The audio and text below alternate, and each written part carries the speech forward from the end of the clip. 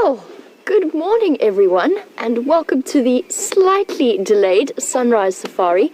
As you can see, it is a grey and gloomy day here in the Sabi Sands. It is 16 degrees centigrade, which is 60 degrees Fahrenheit. So although it doesn't feel that chilly, there's definitely a wind and a dampness in the air that's bringing that temperature down. For those of you who don't know, my name is Jamie, and I have Andrew on camera with me this morning. And driving around on the other vehicle, Wendy, is Scott, along with Wiem on camera. We also have Nikki and Jess in FC. Now, speaking of Nikki and Jess, and of course Eugene on the technical side of things, we had a little bit of a problem with black screens this morning, and we only have signal on one of the repeaters. So that does mean that unfortunately, as a tool of communication, we are currently using the mobile phone. We are back to that point once again. However, we have some exciting news. There is something cracking and tearing and breaking trees off in the distance to my right. Now, I would be cheating if I said I'm not sure what it is, because I did see them just a little bit earlier. There's a herd of elephants just in there, and we're going to go and find them. And bear with me if I keep looking at my phone. I promise you I'm not on any of the social media sites.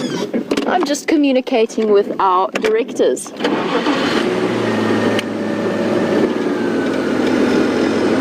Luckily, I'm not in their position, because I am the world's slowest typer on the mobile phone. Somehow I haven't managed to get that coordination going. My words tend to be my replies tend to be sort of monosyllables.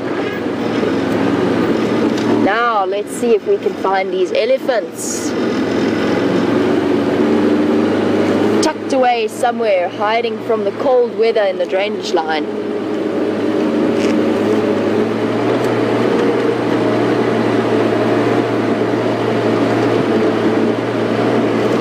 Now, if you are just joining us for the first time, this is a live safari.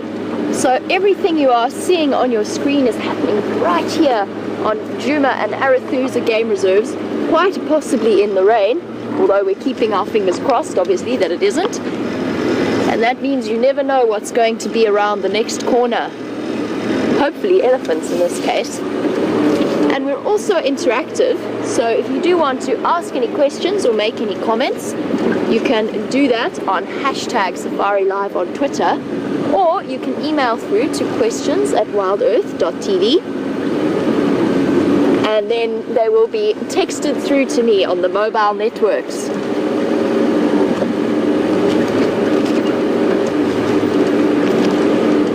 She'll have to try and avoid driving into the drainage line where there's no phone signal. Highly entertaining way to start out the morning. Elephants, where are you hiding? I only saw 2 adults from the opposite side of this drainage line. You wouldn't think it would be hard to find a 4-ton or 5-ton animal out in the bush. Elephants can be... Oh, that's apparently not that hard. Never mind. Andrew's got it. Oh, hello, Mummy.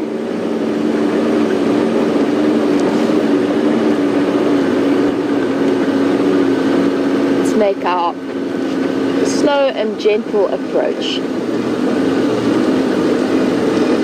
Now, when we first drove into the sighting a little bit earlier,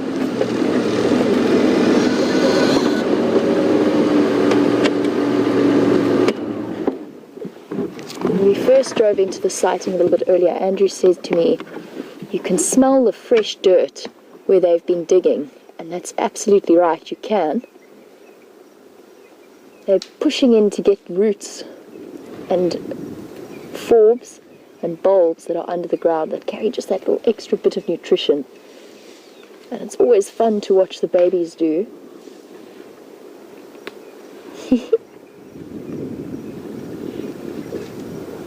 And the wonderful news is, this is the herd from yesterday. So if you were watching the sunset safari, Andrew and I were with this breeding herd, just maybe a kilometer to the west of my position now, and we spotted a tiny weeny little baby. And I'm relatively certain, getting right down so he just doesn't quite have the same trunk coordination that Mom has. So sometimes it's necessary to headbutt the sand and get your mouth right down to where you're trying to get a bite to eat.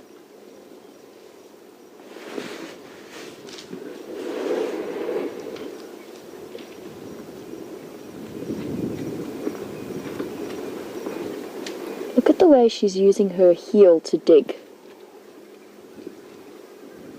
It's really quite phenomenal to watch. And as the wind is blowing, I keep getting that fresh combination of scents.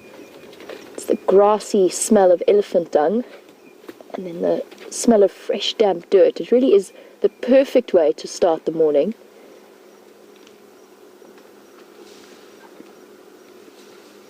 Andrew, I'm sorry to interrupt you with that beautiful shot, but let's just have a look at what that little baby's doing if we can. I will try and get us a little bit closer in a moment, but it's playing with a log, I think. Trying to figure out how that all works. Oh, and it's a little boy.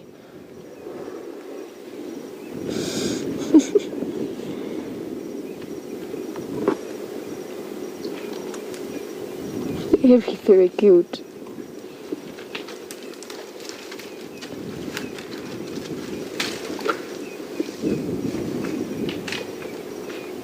And baby elephants really are the most precious little things. Oh, Mom's getting right down. Direct bite, there we go.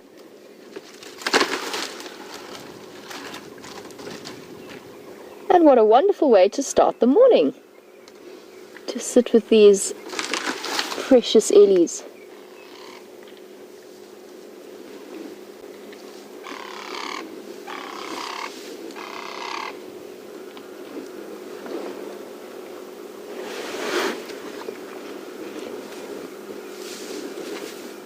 They are, luckily, all sort of slowly moving in our direction.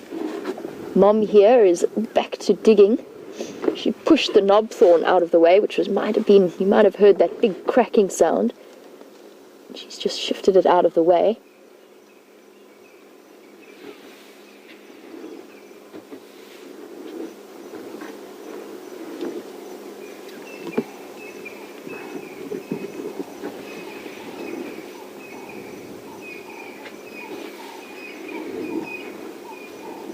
You can hear the sound of her scraping on the soil.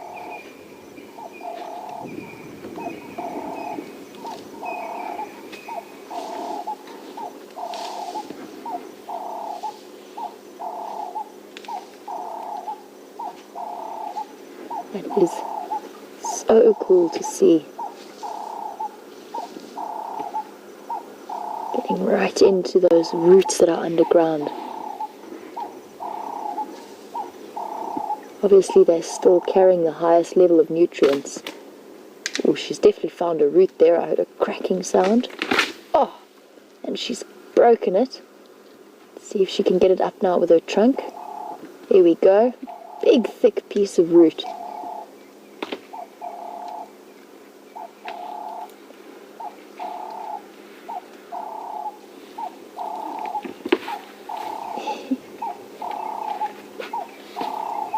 Trying to beat the sand off it, but baby's trying to get in there as well.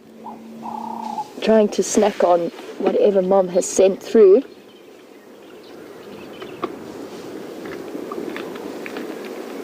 While we're watching these wonderful elephants, we have a question from Sharon in Pittsburgh, who wanted to know that besides the ears, what are the major differences between African and Asian elephants?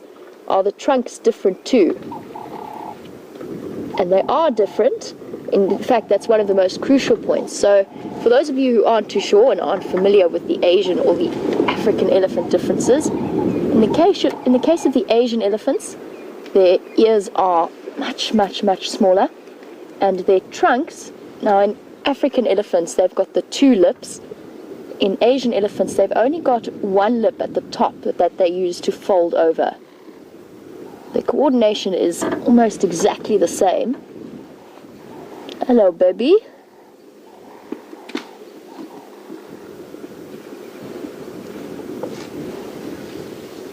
popping out to say hello from next to Mom.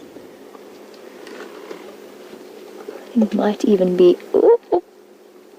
Coordination still not entirely there. Trying to guess how old this little fuzzball is. Still covered in hair. I'd say probably in the region of maybe 7 to 8 months. And the reason I'm going that high, although it is very tiny, is because little baby elephants only really start to supplement their diet of milk with solid food at about 6 months. And I have seen this little baby putting grass and food in her mouth. But that's also imitation of the adult. She's got to learn what mommy eats and then copy her. And I've seen a similar thing with baby rhino when they're learning what to eat. And they watch what mom eats and then they take a mouthful of grass and they kind of chomp on it for a while, but you can see they're not really enjoying it, would far rather have a drink of milk. Oh, just nudge baby out of the way. And apparently breakfast for this breeding herd consists of roots and bulbs.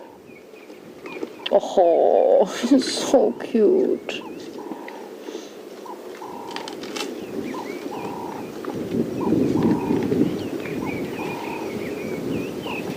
In this particular instance, I'm going to wait and let this mom come to us when she's ready.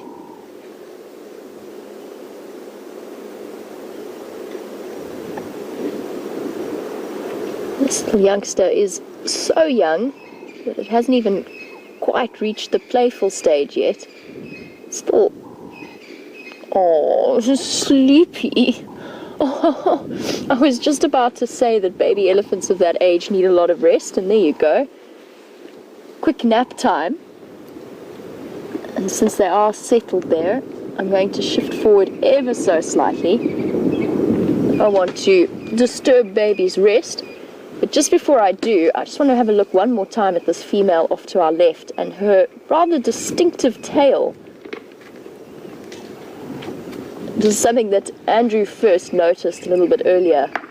She's got a very, very kinky tail. It could be that that was broken at some point in the past and has just healed skew. But there you go. Perfect identifying feature. That will never straighten out. It'll be like that for the rest of her life. Perfect way to ID an elephant. There you go. Just a little zigzag in her tail. So we've already got a couple of individuals in this herd that we can now quite easily identify. So keep your eyes peeled when we do see elephant herds in the future and see if you can spot these special individuals that we've spent in the last 2 days a fair amount of hours with. The nice thing about this particular breeding herd is that they are perfectly relaxed. I'm going to try and shuffle forward so we can see the baby asleep, but if I do see any sign of them being aware of our coming up, I will stop immediately. Don't want to disturb the little baby. Let's shift forward a little bit and see. So let's see how they respond to the engine. It's always a good idea in sightings like this, if you're really working on not disturbing the animal, once you do turn on, just to let the engine run for a moment rather than immediately pulling off, so that you can gauge reactions. Okay, let's creep forward.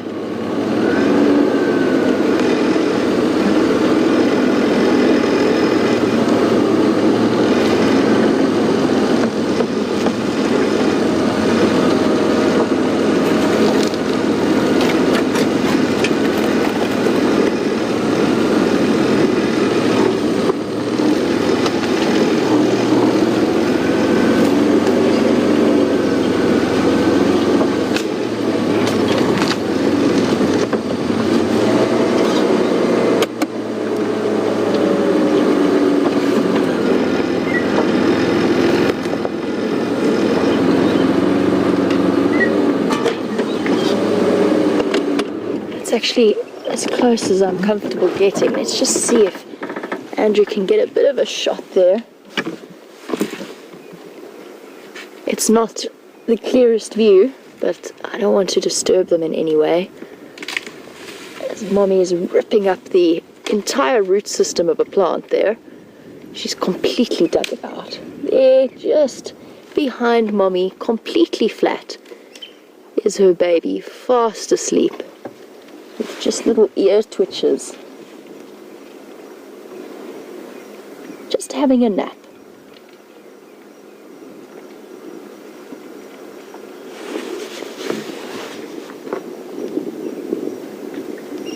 And this is that same little baby, if you were watching the sunset safari, that all of us fell in love with yesterday afternoon. I don't think there are very many baby animals that are cuter than a baby elephant, in my opinion. There's something so special about them. Now this is, I know from yesterday, this is a very big herd, but I'm not sure where the rest of them are. There we go, big female coming in. She's coming in to see if she can join in on the root system. She's much, much bigger than that other mother. You can see the difference in their height. She's much older.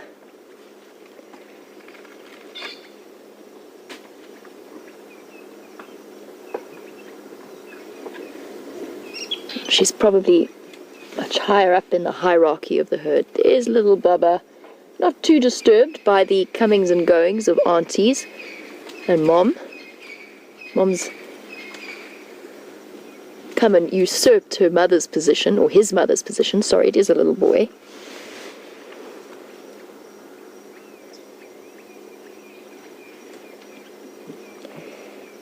Now we've got that very cute, tiny little baby. And Deb from Florida, do elephants' moms separate from their group before they give birth? So do they go off and have their babies somewhere separately? And how do they reinforce their bonds with their babies? And will elephants ever suckle one another's babies? Now, I mentioned yesterday that little babies like this one are such a crucial part of the herd structure. And all of the younger females will practice their mothering skills on it. They'll help to look after it. And although it's not uncommon for females to move off slightly, I've actually been present not at an elephant birth, but straight afterwards. And we were out on a walk and we heard lots of elephant sounds, and we crept slowly up the road. And we got to this incredible, I can't describe it, there was just something about the feel of the place. It was completely flattened and open. You could see where the females in their tracks had made a ring around this female who'd given birth. And then there was a warm placenta still sitting on the ground. So the afterbirth, and the rest of the elephants had then moved the calf off. They help it stand up. They help, especially for new mothers, they help her look after it and move it to safety. So she doesn't necessarily leave the herd to give birth. She remains within the protection. Because as you can imagine, one elephant on her own giving birth to a small baby is very, very vulnerable to predators. Now that being said, they do not allosuckle, so only the mother will have that tight bond with her infant. She will be the one to suckle it, and that's how she forms her bond. And the bond with the rest of the herd is formed by them helping to look after that little baby. That Drongo's loving life. And look at this big female. And she will be one of the females who taught the younger female, the mother of the smallest calf, how to be a mother. It really is quite incredible.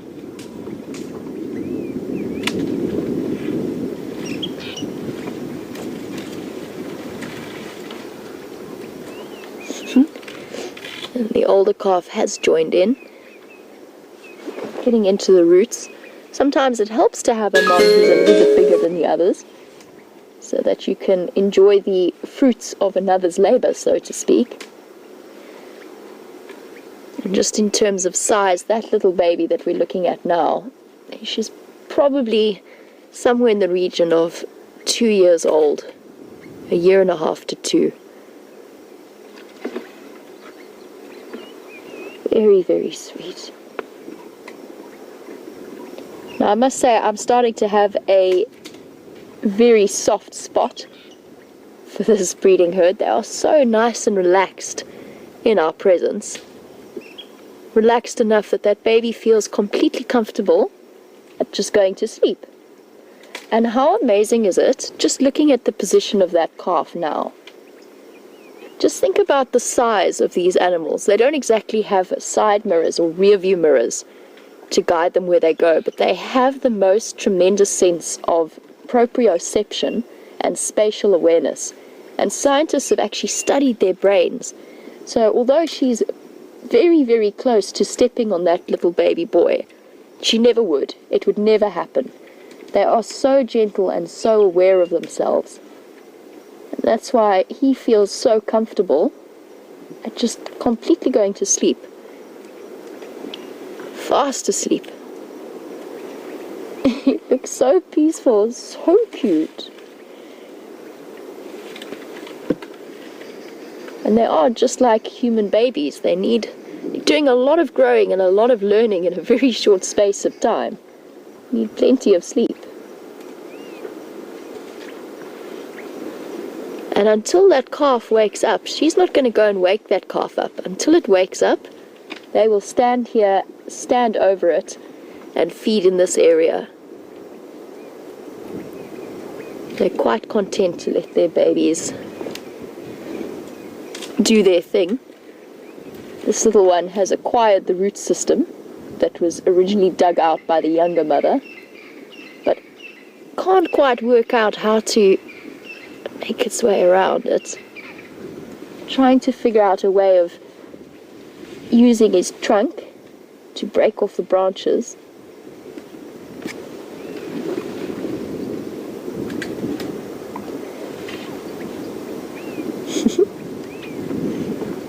Oh, I'm gonna try just using mouth completely. Take a bite. Oh. Give it a bit of a shake, maybe that will work. No, too much effort breaking off that root. Oh, no, going to try again. Got one. I'm sure many of you can hear the birds.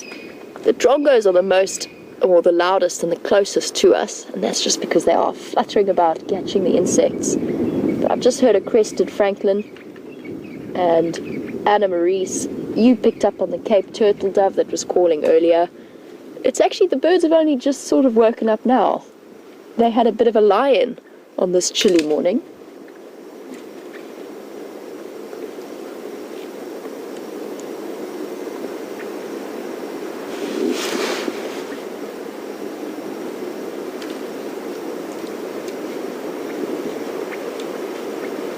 Yesterday this herd was somewhere in the region of 18 to 20 individuals.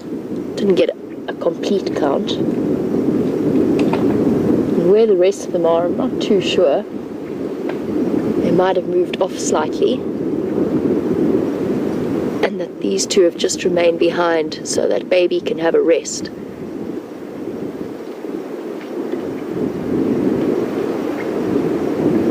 This beautiful old girl that we're looking at now with her slightly kinked tail, she could be somewhere in the region of 30 years old,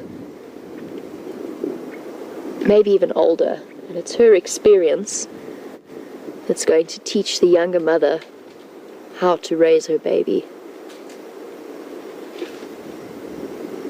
Elephants really are the most magical creatures.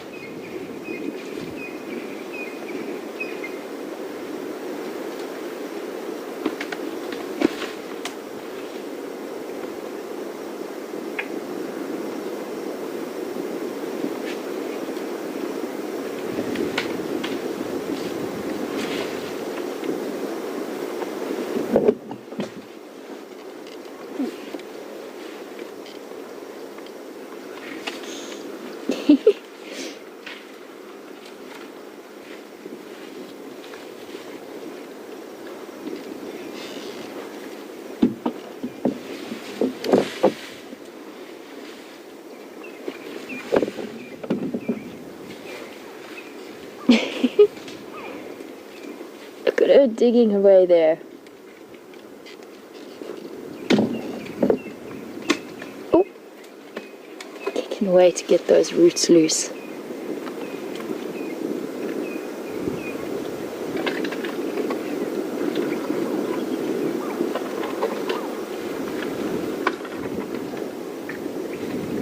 And then those amazing crunching noises as her teeth get to work. He looks like he's about to put his entire head in that hole to try and get at the roots.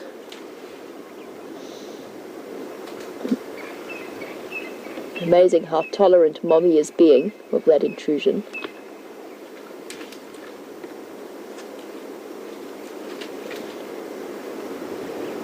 And we've actually got such a cool opportunity here while we're watching the mother and the calf together feeding on the same plant matter to compare the level of coordination that they each have with their trunks. That baby, although around 2 years old, still not the world's most coordinated trunk motions, has to keep curling and recurling his trunk around that little piece of root. I'm not even sure at this point what that plant used to be. But then look at the way Mom's trunk is so coordinated as it wraps around that root. Getting to exactly the parts that she wants.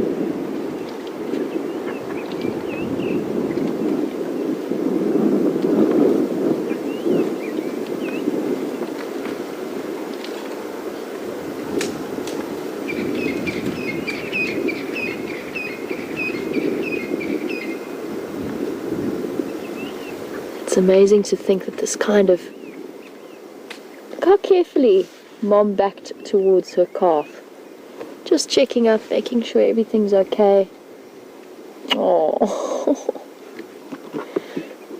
Oh. Oh. No, Mom, I'm sleeping.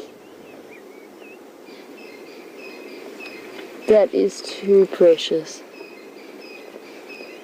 Just checking that baby's okay, having a sniff, having just a gentle touch between Mom and baby to reaffirm that bond between them.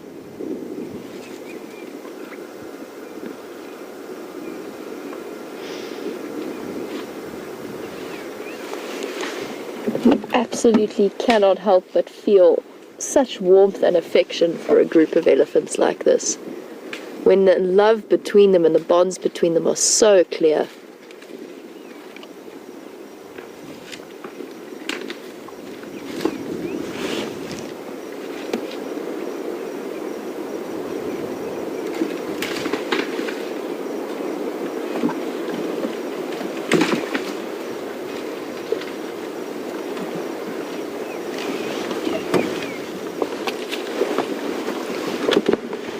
Now we have a question. We've been talking about the protective way that these females will stay around the calf and look after it. And Maggie on Twitter was wondering if they would ever save it, or how they would save it from a lion if there was a lion around, or if even the lion would go for that baby. Now Maggie, elephants are incredibly protective over their babies. The whole herd, not just the mother, but the whole herd would be there to defend and chase that lion off. And it's very, very unusual. I know that there are lion prides who do specialize in killing elephants, but it is unusual, and it is in times of desperation, because the whole herd will mount such a defense. And even if there was a lion lying over there somewhere, just in the distance, just watching them, I have seen elephants run towards them and chase them away.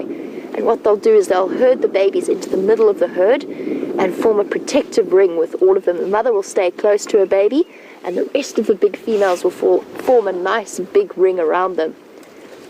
Now for viewers like Maggie and any new viewers that we do have, let us know where you're from, because that's one of the most amazing things about these live safaris, is that we get to know people from all across the globe. And it's just so special to be able to know who it is that we're reaching and where you're from. It's one of my favorite parts of these live safaris. There's a sort of gentle drizzle touching my face. Look Come on, Rain, you can't come now. Got to hold off. We've got special Ellies here. Baby is still out for the count. As you can see how the wind is blowing. The sky is very, very grey.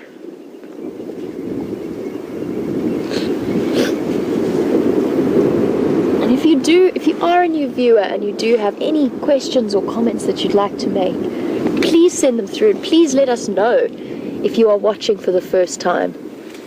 It's one of my favorite things is to get to know the viewers that are watching these live safaris and to be able to interact on an individual basis.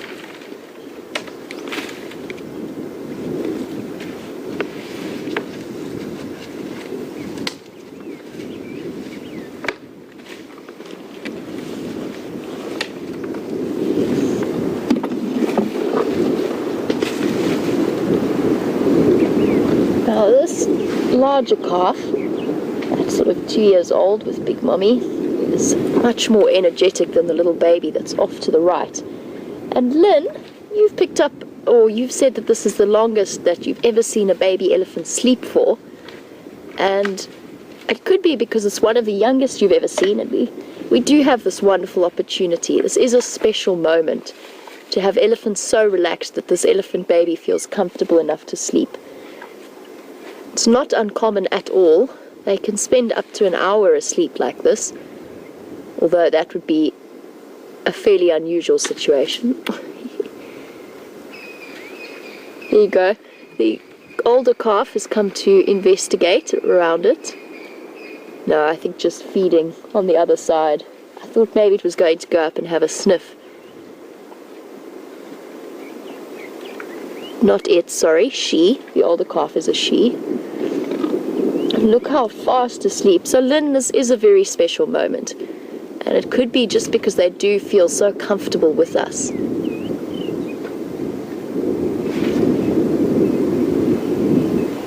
And so far, there's been very little movement. You don't need to worry though. It's just got so much growing and so much happening in its life that just like human babies, it needs to sleep. I've seen it also with rhino calves. They get up and they play and run around like maniacs for 5 minutes, and then they pass out for about 15. So the little babies, especially of these large animals that have got so much growing to do, they do need a little bit of a rest every now and again.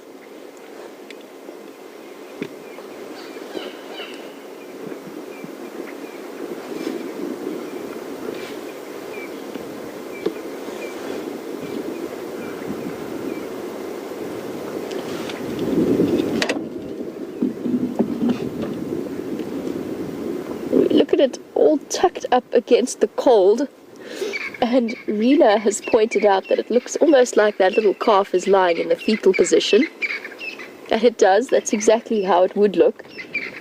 I think it is just keeping itself warm. It's quite a chilly day, and if you're a little elephant, you don't have quite the same thermoregulation capabilities that Mom has.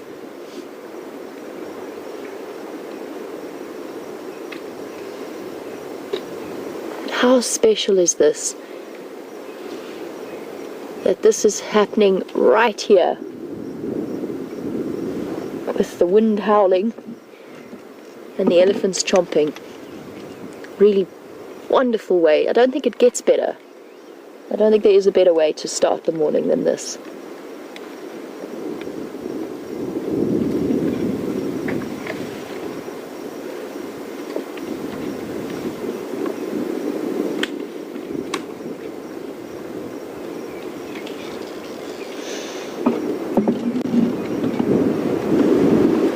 At this wonderful family structure with two elephant mothers of completely different ages. There's probably at least 10 years between them, and two calves, one older, one younger.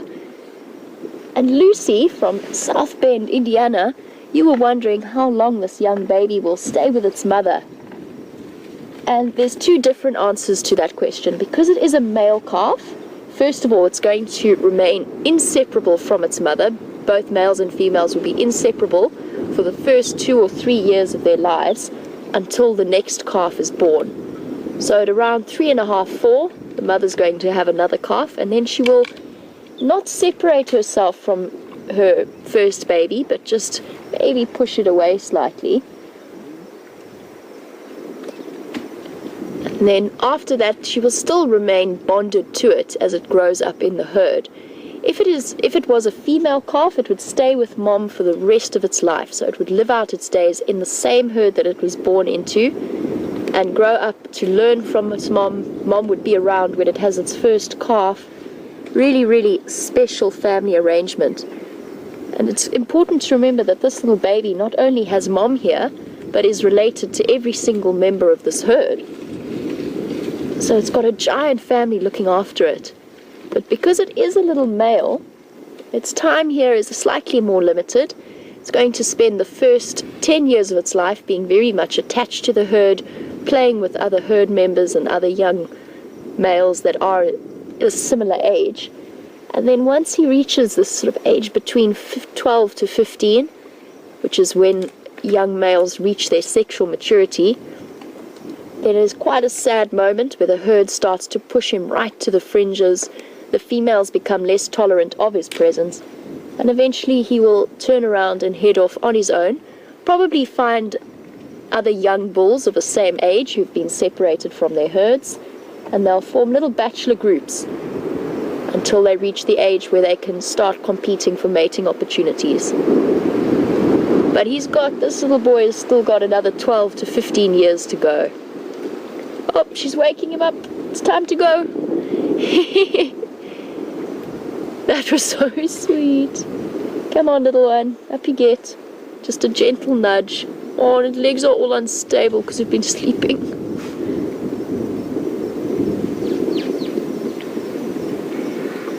Oh, sneaking under mom's tummy there.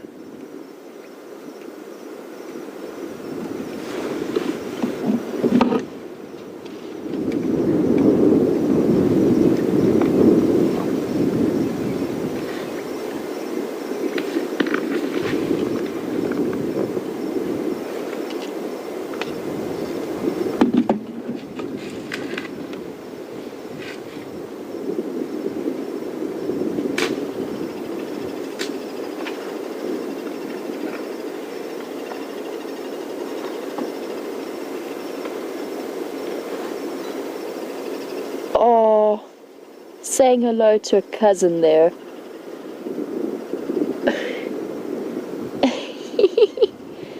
That is so cute.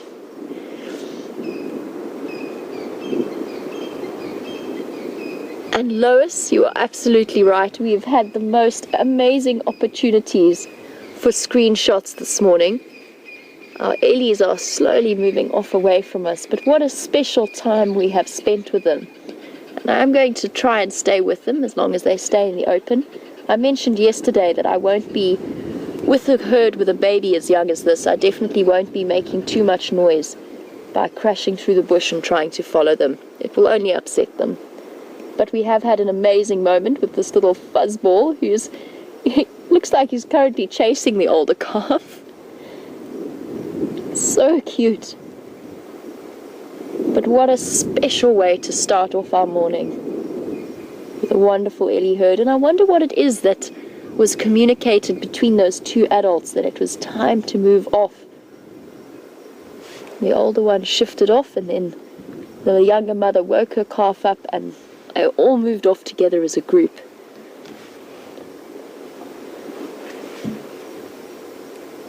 And we do have some wonderful news from a new viewer. Now, Jennifer, you are watching for the first time, and what a special way to start off your very first live safari than with a beautiful breeding herd of elephants. And the wonderful thing about these live safaris is, first of all, they are live, so it's happening right now in real time. But also the fact that we get to follow stories of individual animals, from the lion prides to the male coalitions and the individual leopards that we get in the area. It's so special because you're not limited to 2 or 3 days journey through here. It's a journey that can go on for months and for years. And that is one of my favorite things about these incredible live safaris, even on days when it's a little bit windy and a little bit grey and slightly drizzly. Now, I'm sure that you are wondering what Scott has been up to this morning, and I think we're going to head across to wherever he is. I'm not quite sure, I haven't heard from him on the radio, but let's see what he's been up to on this cold and drizzly morning, and we'll catch up with you a little bit later.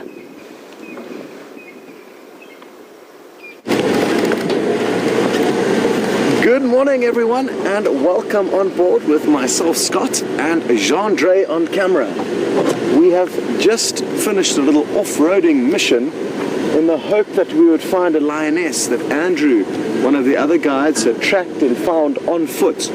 When he found her, she was on the move and kind of ran away from him a little bit, and that's usually what most of the animals do when they see us on foot, even the predators. And we are now desperately trying to relocate her. Not sure which one it is. Andrew's the only one that got a glimpse of her. But exciting prospects, and we could bump into her at any stage. Very happy to hear you got off to a wonderful start to the safari with Jamie and the elephants. It's actually been quite some time since I've enjoyed an elephant sighting, so it's interesting how each day and over a couple of days you start to miss certain animals, and after spending 9.5 hours in total with that breeding pair of leopards that we were so fortunate to see, I'm looking forward to some changes of scenery now. There goes Andrew.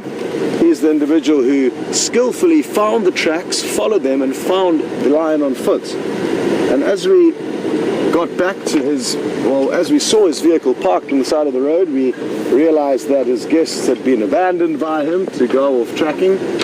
And as soon as he arrived back at the vehicle, he provided us with that good news. And now we have the task of trying to work out exactly where this lioness has gone.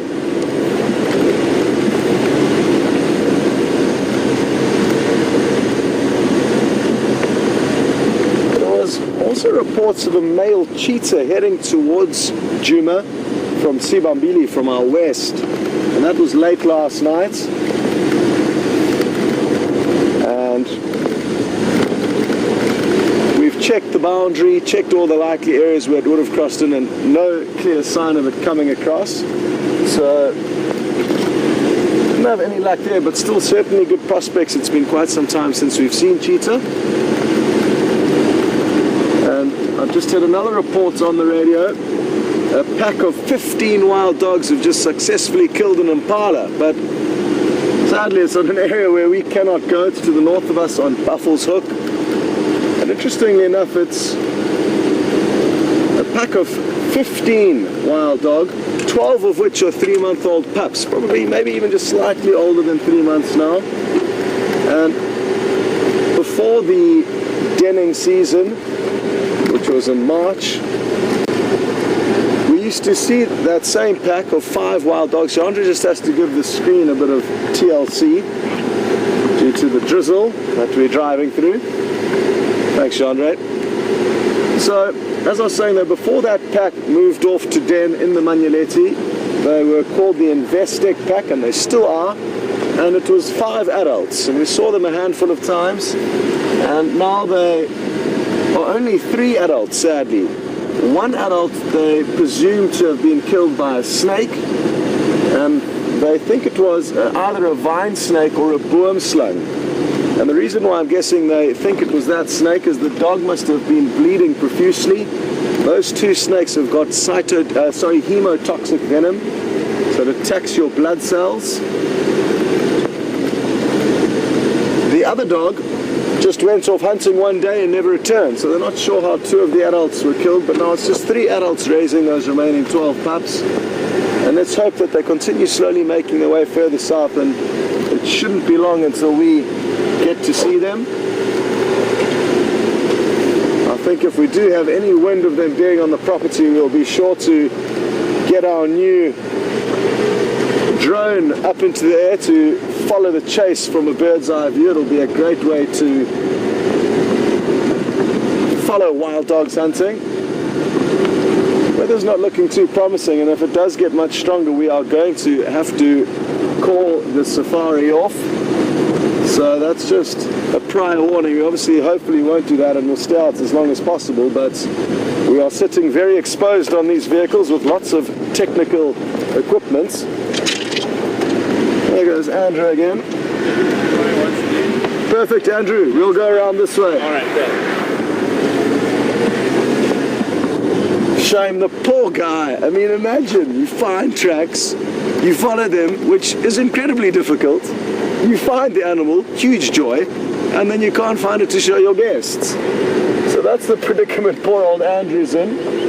And I guess we will also start feeling the heat soon, but not to the degree that he is. They've got quite a lot more pressure than us, and in certain regards, because the guests are only here for a very short period of time and have come from many, many thousands of miles away most often. And the guides have got a limited period of time in which to show the guests as much as possible.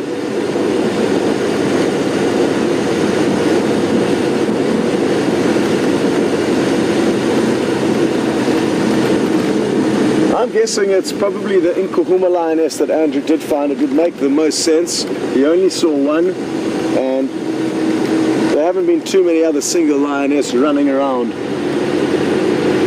that we know of.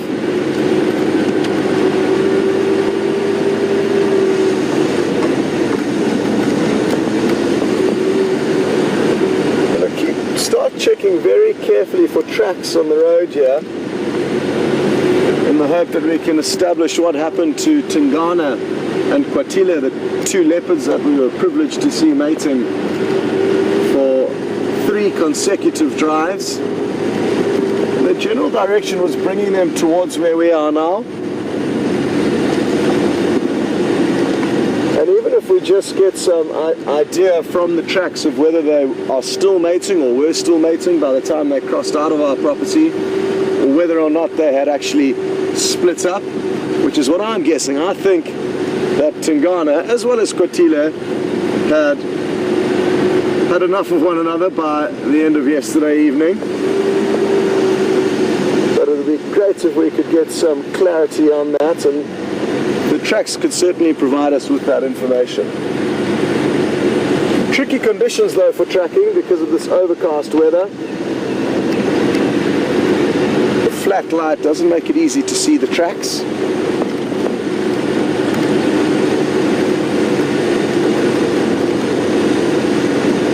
But thankfully Jeandré takes spotting animals very seriously, and he's very often actually standing up on the back seat, kind of surfing the vehicle to get a higher vantage point searching for game.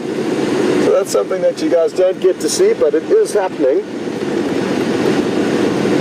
And it's been remarkable to see how quickly the cameramen have developed and honed their tracking and spotting skills since they've all arrived. Often outshow or outperform us, which is good. It keeps us on our toes.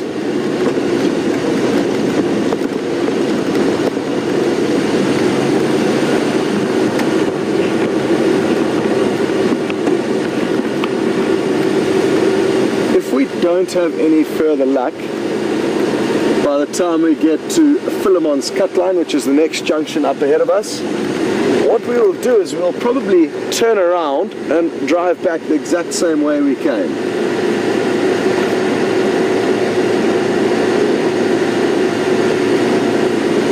I'm just listening to the Game Drive channel, and it sounds like the guys are having a seriously chaotic but fun sighting with the wild dogs.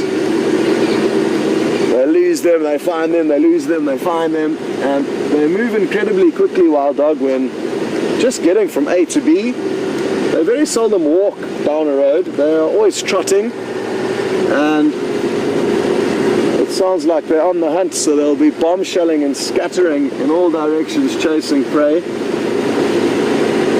So happy that Texan and Aubrey are there, enjoying the sighting, but as I said earlier, sadly we cannot get there. But it's important to let you all know that if and when we do get a wild dog sighting, you're going to need to buckle up your seatbelts and hold on for dear life, because it can be probably the most exciting animal to follow out here. The speed at which you need to travel in order to keep an eye on them coupled with the fact that they are probably the most successful large carnivore in the area, makes for some wonderful, wonderful sightings. Drizzle seems to be picking up again. Just a fine mist, but it clouds up the camera lens very quickly.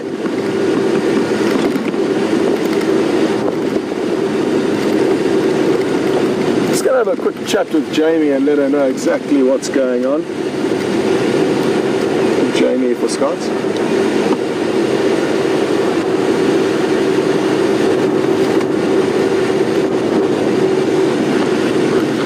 Update you fully, Andrew did locate a lioness on foot, kind of heading towards Eugene's house, and we couldn't relocate in the block. Just got to film what's happening on Rebecca's, and I'm going to now head back north on Rebecca's.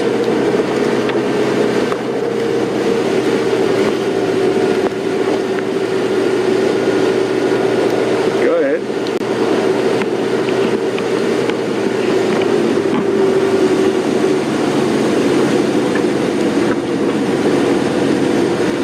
Should be fine, just keeping you updated, Jamie. And go ahead, Andrew.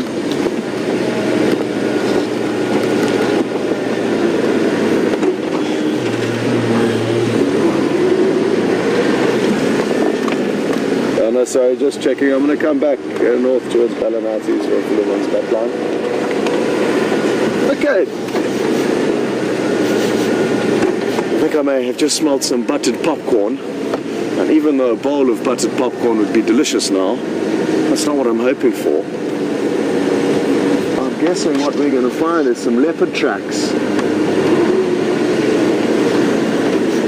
And the reason why we would find leopard tracks close to the smell of buttered popcorn is because leopards very often, well, when they scent mark, it leaves the smell of fresh, hot, buttered popcorn. Hard to believe, but it is the case, and it's one of the most wonderful smells I think we get out here in nature in Africa. So I'm just going to jump out quickly and check carefully to make sure there are no tracks, and I'd also like to see if I can find where this buttered popcorn aroma is coming from so I can take a deep pull of it.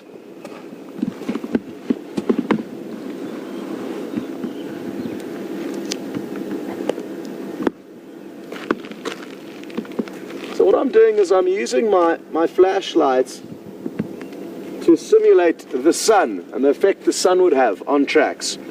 By holding it at a low angle like this, it casts a shadow on any of the pug marks or toe marks that you don't get to see in flat overcast lights, or even if it's very sunny but the sun's directly above us. So a low angle is key. Tracking is therefore most easy when the sun is low, either in the east at sunrise or in the west at sunset. Oh.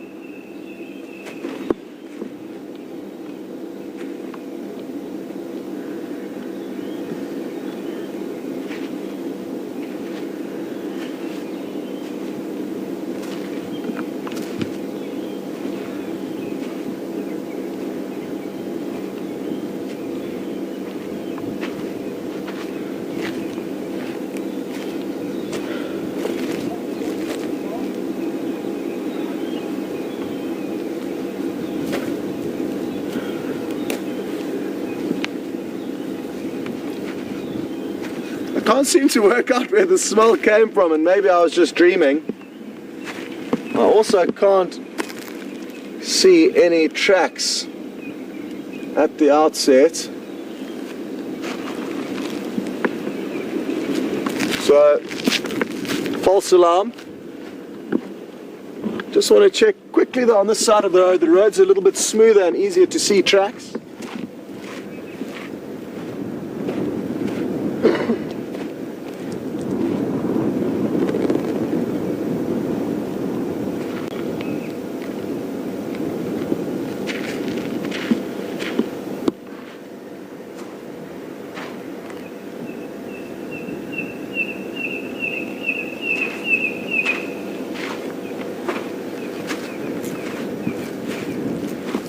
Okay, no luck. But the great thing about stopping and just checking any area for any slight clues that you may have, is that by having the vehicle off, you get to listen a lot more clearly to any important signs that the bush could be trying to tell you. A lot of the animals will alarm call furiously at any predators, and when you switched off, you can hear a little bit better. Your chances of hearing these alarm calls or even the vocalizations of predators or elephants is a lot more easy. However, this time didn't provide us with any info. Not a problem at all. And there's still a lot more time left on the safari, so I'm not too phased at this stage, and I think the time we've spent here would have allowed the lioness to make her way out of this bush on our left and come out into a more open area towards our right-hand side, which is where she was heading.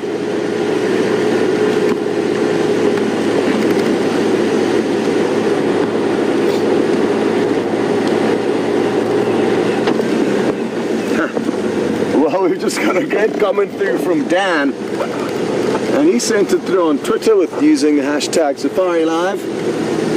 And Dan said the smell of the leopard scent mark, although it may appear to be buttered popcorn, he said it probably doesn't taste like that. And you're 100% correct, Dan. I'm guessing James would be the only person that would have possibly been willing to taste leopard scent mark. I certainly won't, so I can't confirm whether it does taste like buttered popcorn. But like you say, I think it's highly unlikely. It's just one to tease the taste buds.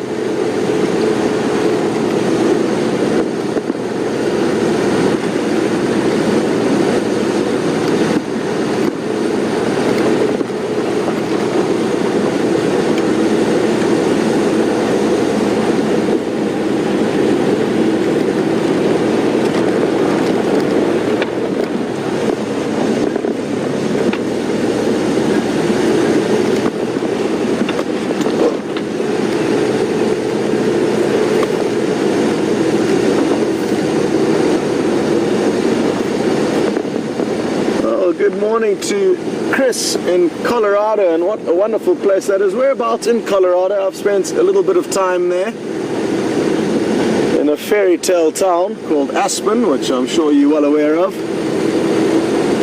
Chris, on the topic of lions and us searching for a lioness, is interested to know how many lionesses have died since August. And as far as I'm aware, it's 3, Chris. 2 from the Nkuhuma Pride, one which was killed on Torchwood, another one which was killed on Sibambili, and 1 lioness from the Styx Pride. A youngster from the Styx Pride was, I think, injured by the Matimba males and then, I think, died a few days later. I'm not too sure of the finer details. It didn't happen on our property, it happened to the south of us. But the lioness have been taking a little bit of a pounding due to all of this unrest between the males. And it's not uncommon for that to happen when there is a coalition takeover. So we can't be too harsh on the Birmingham boys or the Matimba males. It's kind of commonplace. And it doesn't really make sense that male lions that are coming into an area hoping to acquire mating opportunities along with the territory would kill lioness. But I look at it in the way that they are strangers to the lioness. They are marauding, their blood's up, they're in a bit of a rage as they come through trying to establish the area. And if any lioness stand up to them or boycott their arrival, which is understandable for some to do, they're not used to these random males throwing their weight around, the males will then turn on the females. So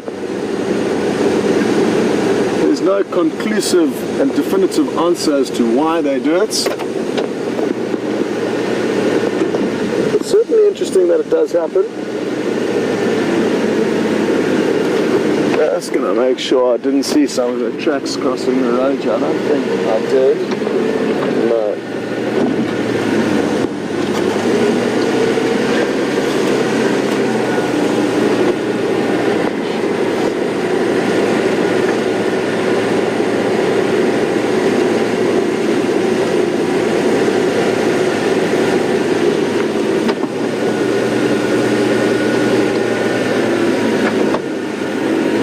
Very much to John in California, because he's provided us with some information that there was a lone lioness seen in Coral yesterday, which is a lodge to our south and east. I just reversed there to see a fallen down stump, which I thought may have been a lion, but alas, it was not.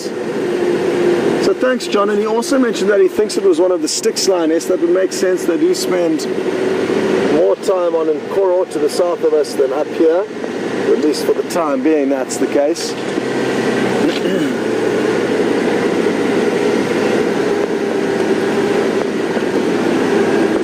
Well, we know there's a lion somewhere off to our left, but finding her now is going to be the next challenge.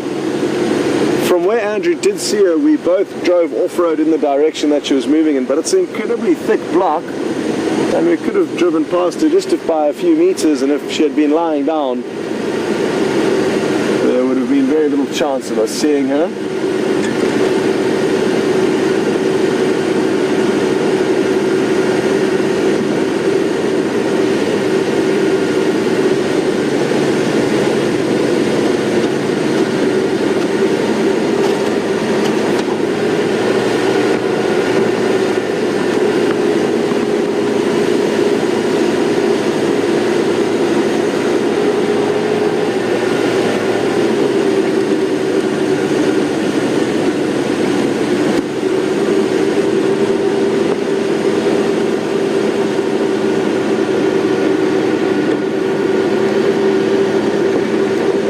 Updates, Andrew. Nothing my side. I'm approaching Balanatis again.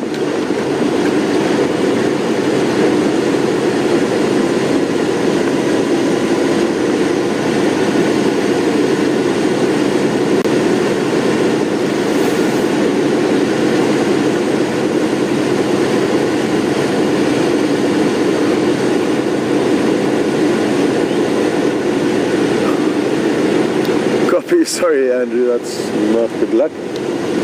Poor old Andrew, he's gone back to the the last tracks where he saw her, in the last place where he saw her, and he was planning on jumping out of his vehicle again and then taking a walk to see if she hadn't just laid down nearby, which is very often the case. The lions will get a little bit of a fright when they see us walking towards them, run off a few meters as we go back to collect the vehicle, and then you usually find them quite nearby. But Andrew cannot go and have a little walk around that area because there's a herd of elephants in the way, and it just emphasizes how unfortunate he's been. He hoped to go back and have another look on foot, but those elephants are in the way.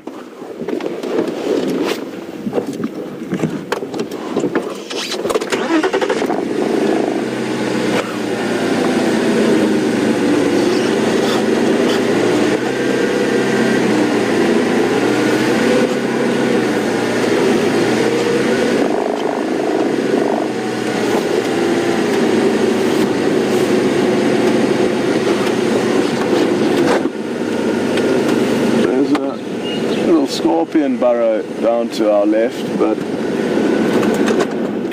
it doesn't look like anybody's home this morning. Hello? Did I see something moving in there? Can you guys see anything? I was almost certain I saw a slight bit of movement, but maybe I'm dreaming. I'm just gonna get the spotlights up quickly and shine in there and see if that doesn't assist.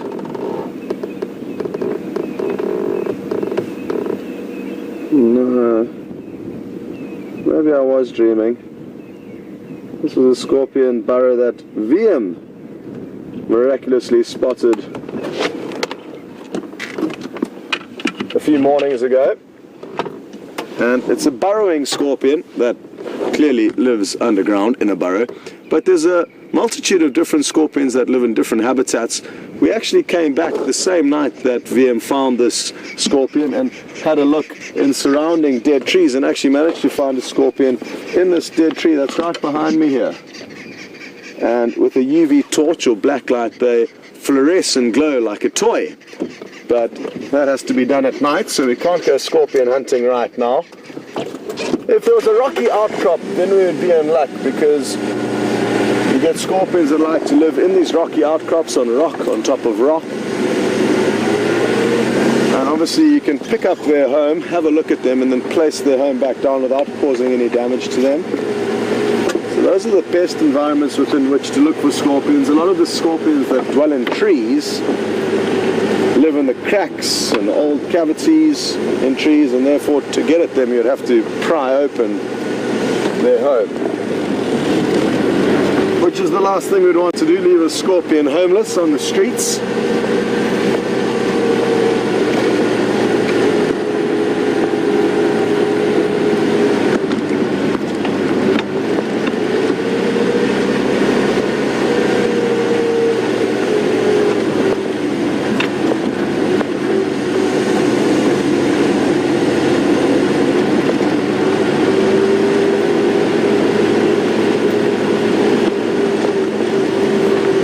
Like there's been a lot of interest around the topic of leopard's urine smelling like buttered popcorn, and Kevin has now asked whether it's easier to pick up scents or smell when the weather's hot and sunny, or whether when the weather is cool and damp. And I haven't noticed any major differences in the weather having an effect on your smell, mainly the wind and the wind direction.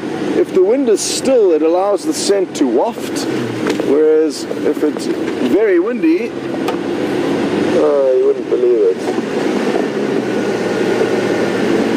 We've got a flat tire, but that's not a problem because we're going to send you across to Jamie. That'll give us time to change it. It's not completely flat yet, so I want to use this opportunity just to get up onto a little flat section ahead of us. And then Jeandré and myself will be able to warm our cold bodies up when doing a little bit of physical activity. So yeah, Kevin, I mean, I think the major influence on us as humans smelling tracks is the freshness of the scent or smell that was left behind, because our smell is not nearly as good as the animals, and therefore if it's fresh, our chances will be much better of smelling it. But regarding weather, I don't think it makes too much of a difference. Okay, well, we're going to say goodbye as we jump off the vehicle to fix our flat tire, and we're going to send you back to Jamie. Enjoy, and we'll see you shortly.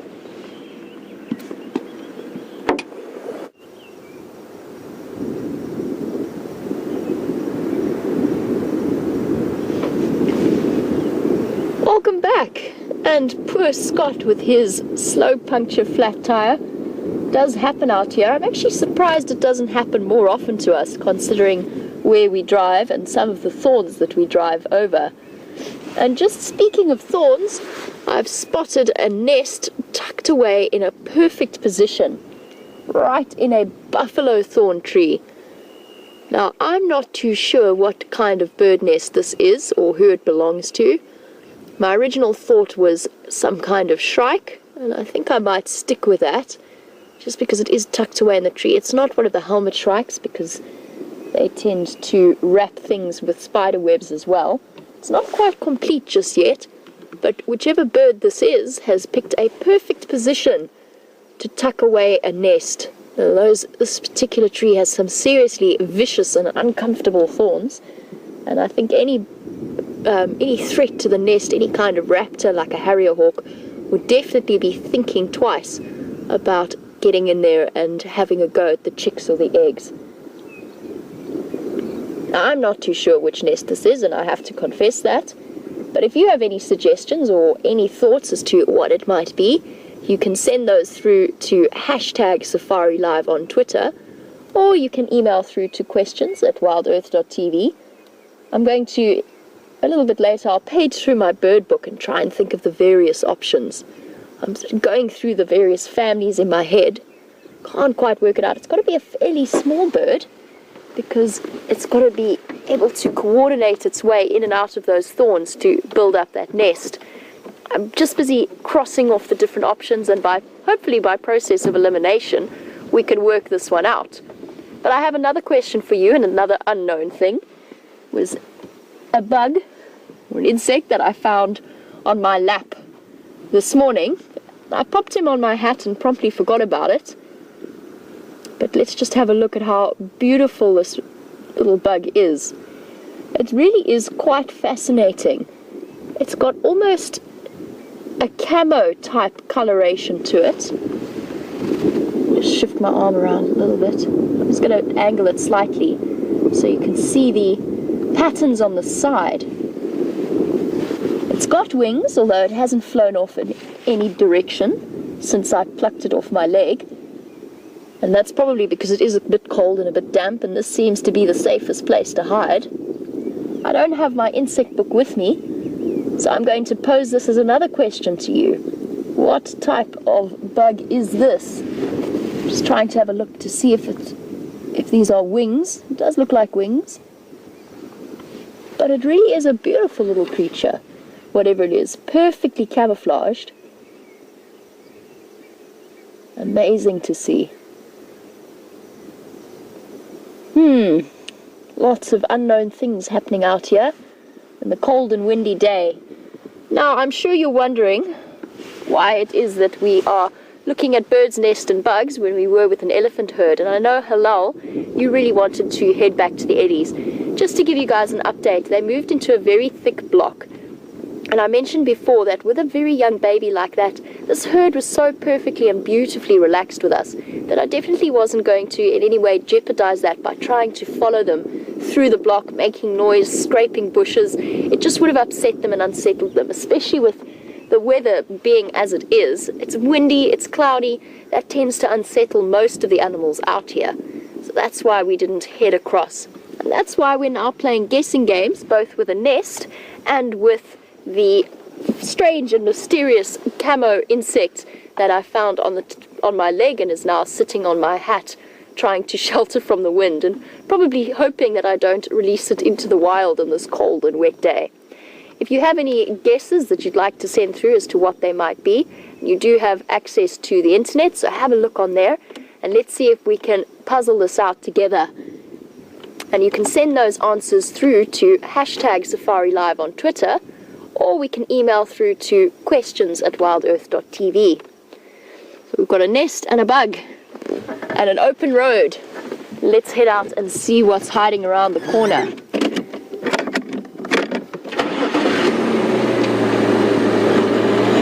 And you can keep an eye on this nest. Hopefully the birds responsible for it will be coming around at some point to complete it.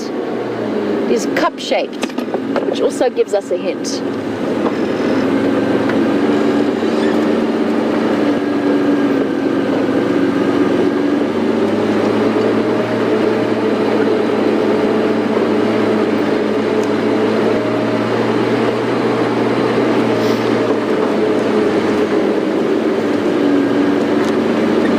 Myself have been driving along looking for things to show you, and we've just been commenting on how amazingly rapid this change of season has been. It is so bright green and beautiful at the moment, and of course with that and with all the love that's happening on Djuma, there's also another exciting prospect, and that is that some of the birds are going to be returning very, very soon. We've already got the Wahlberg's eagles back. I've been keeping an eye out for yellow-billed kites. We get all kinds of things like European rollers, European bee-eaters. And Dodie, you were wondering, when they do return, do we see them returning in large flocks, as you do in your area? Well, you do absolutely, but it depends on the species. So, for things like European bee-eaters, you get huge flocks of them coming through, and all of a sudden they're just there. And you can hear their cheeping sounds as you enter in. But then for things like cuckoos, they arrive one at a time, and you just all of a sudden wake up one morning and there's a Jeandré's cuckoo calling. Oh. I pulled off the road just to have a look at a bachelor herd of impala, and they promptly took off and disappeared into the block. And it is just because it is so windy today, they're feeling skittish and unsettled. There's just a flash of bottoms disappearing into the block. Okay, there you go, you can see them tucked away there. They're feeling camera shy this morning.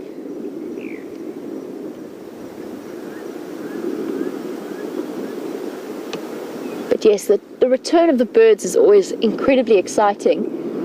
And probably the most notable sound is that of the woodlands kingfisher, which is a beautiful trill-like call. And we're all going to be listening out for that. It's always something that the guides remark upon. Have you heard the woodlands kingfisher yet? Yes, I have. No, I haven't. Obviously, they return to different areas at different times, depending on the amount of rainfall and the amount of cover that we get, or the amount of vegetation cover that we get. So some places will see them earlier than others.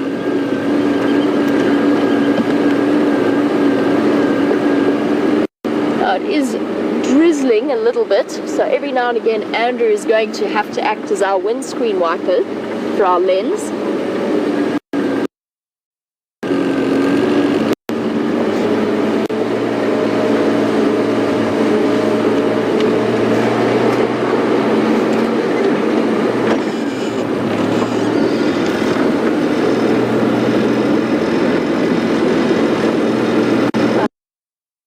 Hiding animals. It's amazing in this weather how they all seem to go to ground.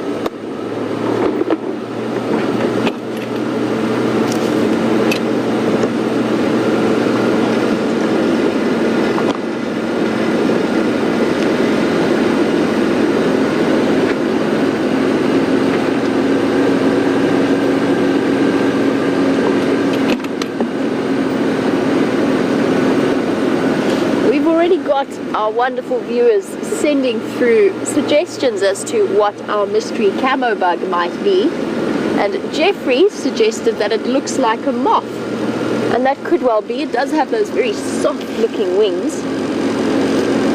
I need to get hold of an insect book and confirm exactly what it is. But thank you for that, Jeffrey. I agree with you, it does look a little bit like that. But then what did you say, Andrew? You mentioned something. Doesn't it look similar to a lousefly? A lousefly. Let's have a look at louseflies as well as an option. It's just got the most amazing colouring I think I've ever seen.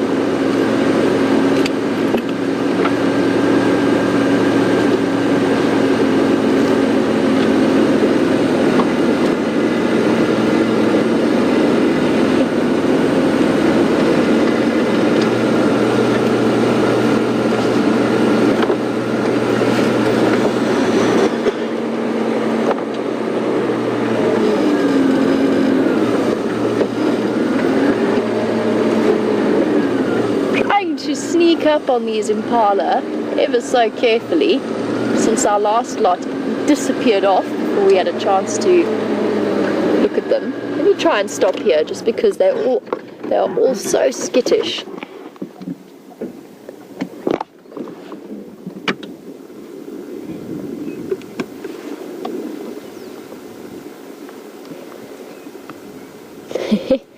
Now Peggy, you've suggested that it could be called I Won't Touch That Bug, or I Wouldn't Touch That Bug. And I'm sure that would be a lot of people's reaction to its presence. And certainly my brother's. He's not a huge insect or arthropod fan in the slightest. And I have very many vivid memories of him launching himself out of the way of a supposedly attacking spider, probably just the poor spider trying to move around. It's actually a mixed breeding herd, but at the moment we've only got the males.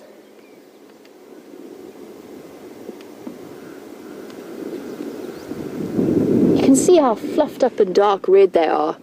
They're also feeling very, very chilly in the morning wind.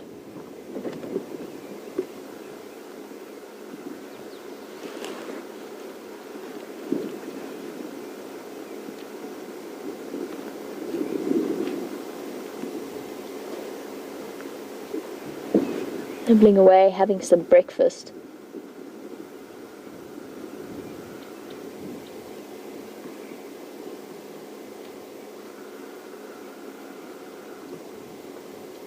They are truly beautiful antelope. Sometimes we don't get to spend enough time just looking at them. You can see that incredible two-tone color with the darker on the top and then the lighter on the bottom. And as I'm sure many of our regular viewers know, but maybe not some of the newer viewers, that's actually an interesting method of counter shading. So because the sun is usually shining, not today obviously, but there is more light coming from the sky, it helps to counterbalance it. And for predators that see in black and white and grey, it helps to disguise the fact that this is a three-dimensional animal and helps it blur into the background. You wouldn't think it, but just imagine with the sun shining on top on that darker patch, it lightens it ever so slightly and almost turns the animal two-dimensional if viewed in grayscale.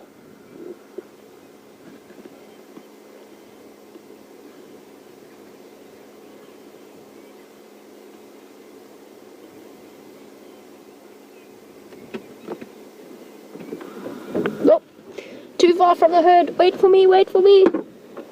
Catch up. He looked up and suddenly realized that he was all alone and that the rest of the herd had moved off, been distracted by feeding.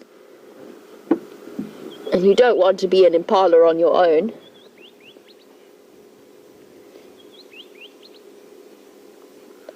That was a young male, probably about 2 years old, going to join the rest of the herd. Now, I wish that we could get a good view of the females. Unfortunately, they are really, really tucked away in there, sheltering from the wind. But I'm definitely starting to see the first signs of the ewes looking rather bulgy in odd places.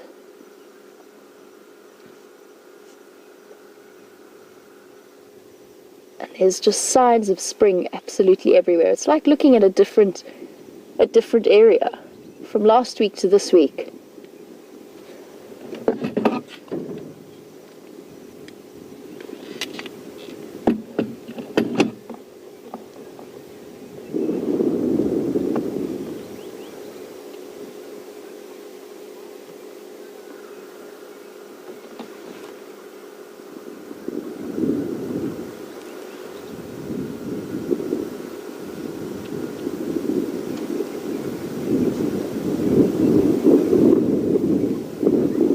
We're still puzzling over this mystery bug. There's a lot of different answers coming through, and I do thank you for that. Lisa G, you said it almost looks like got gecko coloration with those camo dots. And Pretty Nightmare, you've come up with a very clever name as well. So there's so many different options coming through. I'm trying to look at it really, really carefully, just so we can start to narrow it down. Turn it slightly like that. Pretty Nightmare's name for this wonderful camo bug is GI Juma bug, which I think is maybe what we should stick with. We'll classify it as that and carry on from there. Tilt it down slightly. Look at how amazing those colors are on it. What are you? You are a mystery to me. Trying to get a good look. It's got that sort of velvety look to it that moths have. I'm wondering if it's something along those lines. Going to have to get hold of an insect book a little bit later and see if we can puzzle this one out and then give a proper answer. I'll post it on my newly formed Twitter account. It's actually not newly formed. I've had it for many years. I just have never used it. But I've made a stern resolution to start. I think we need to really get down and answer this question as to what this mystery bug might be. But our impala have disappeared off into the distance. I'm going to just do a loop up to Buffelshoek Dam, slowly but surely. Let's see what we can find.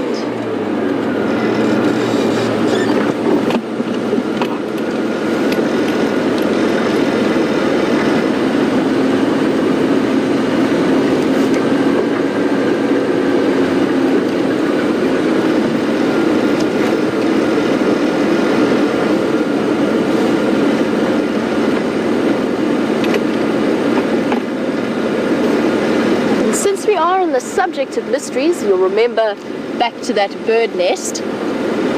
It seems to me as though Joanne from Arizona, good morning and welcome to the Sunrise Safari. And you've suggested that it could be a red-backed shrike nest.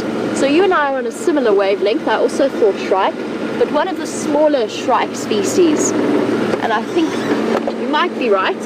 I'm going to double check with Scott and with Steph when he gets back from Hoedspruit. And we'll see if we can figure it out. The cool thing, of course, about the fact that we do these live safaris every day, twice a day, is that we'll be able to come back and have a look and watch and see what bird is coming to and fro from that area. I'm going to take a quick loop onto our eastern boundary, onto Cheetah Cutline, see if maybe we can spot something there. Now, I'm sure that Scott filled you in on that update of the report of the cheetah moving east from Simbambili sometime yesterday evening. Oh, there's just Ellies everywhere today. Just to show you quickly before we find a good position. I thought I saw a dark shape that wasn't quite a tree or a log.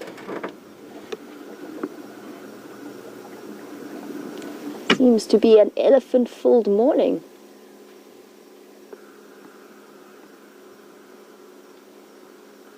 Okay, well, since we did have to leave our other elephant herd, and I know that some people were really enjoying that sighting, let's see if we can get a nice view of this herd and see how many there are and what they're up to. Now, a little bit earlier, Christopher had asked me if I'd seen that elephant with the shortened trunk.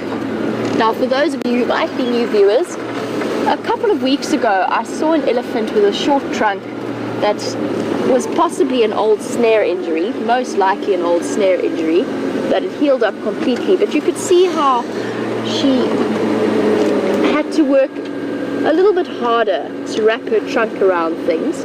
Just looking for the best way in to see the elephants. And it was an elephant that I became very attached to, just watching her having to work a little bit harder, struggling to wrap her trunk around the food that she was eating.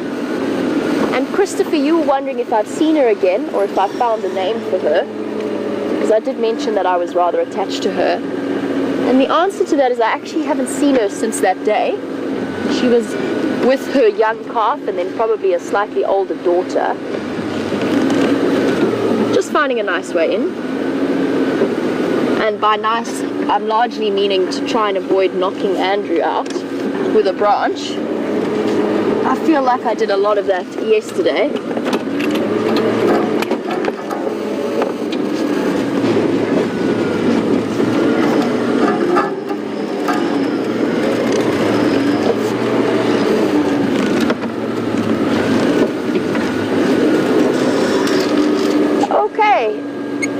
So while we make our way into these Ellies, Scott has fixed up his flat tire situation and changed his tire. So while I loop through here, let's head across to Scott and Andrew can concentrate on ducking the trees. Be back with you a little bit later.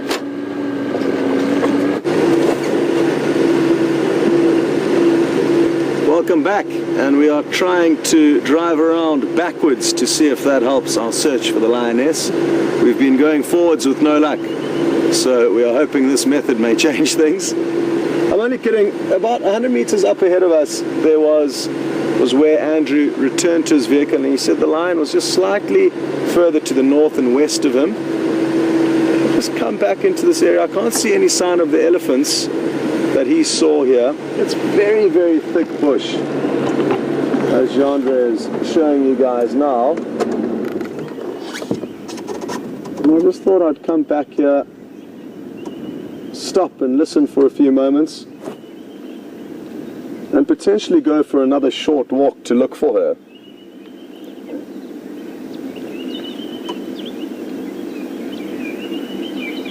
But we've got our work cut out for us. Our tire change went seamlessly, for those of you who are wondering, and are now ready to continue the safari. It's actually quite fun changing tires. I don't know why. It's a sense of achievement that you get for fixing a small problem. I'll Just heard a branch break in there. Obviously the elephants are still nearby. So, what I'm thinking of doing is allowing this lioness to take victory over us. Lioness 1, Safari Live 0. And I think what we're going to do is change our scenic drastically and head off into a completely different area of Djuma. I was thinking about maybe heading on to Arathusa, but my gut feel is telling me otherwise. Well, I am on their radio channel now. I haven't heard a whisper from anyone, but let me just see if I can get a hold of anyone and see if they have any updates before we disappear back east, away from Arathusa. Can any station copy me?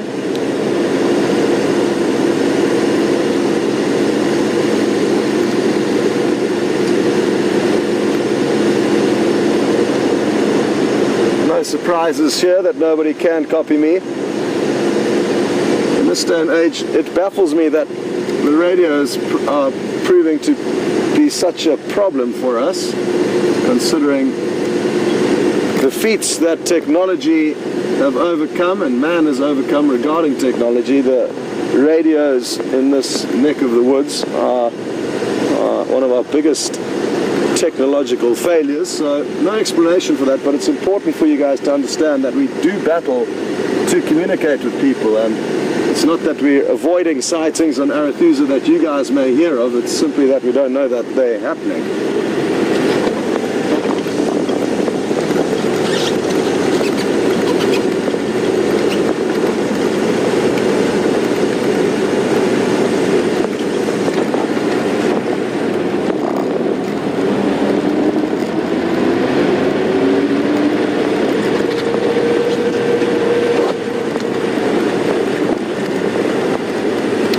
As we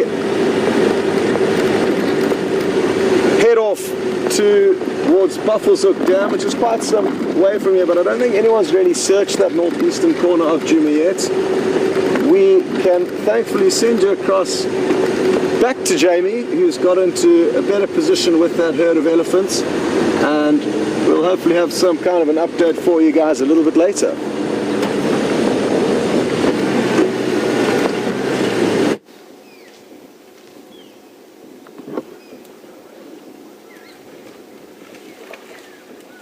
Welcome back, and we've made our way round off-road, only to encounter another road where most of the elephant herd is residing. I'm going to move forward a bit, or maybe not.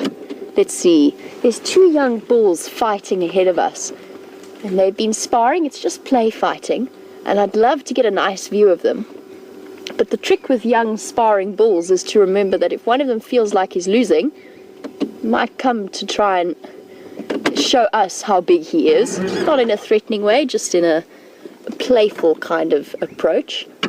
And sniffing the air, getting an idea that's that trunk movement that he's doing. He's just getting a sense of what's happening out here, as well as sending a body language message to that other bull that he's been fighting with.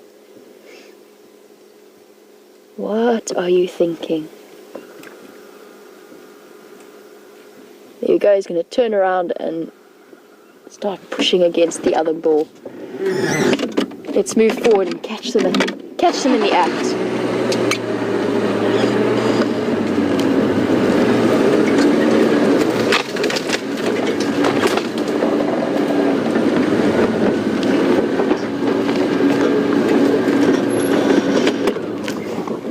Nice and in the open on the road. I hope they continue with their play fight, because it has been highly entertaining.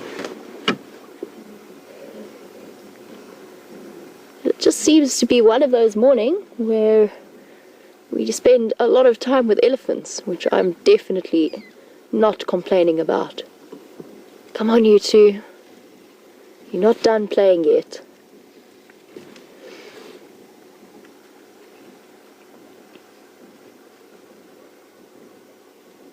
See in his body language that swaying from side to side, restless movements. Still thinking about it. Behave yourself. Hello, my boy. Hello, big boy. Stop. There. Hello. Yes.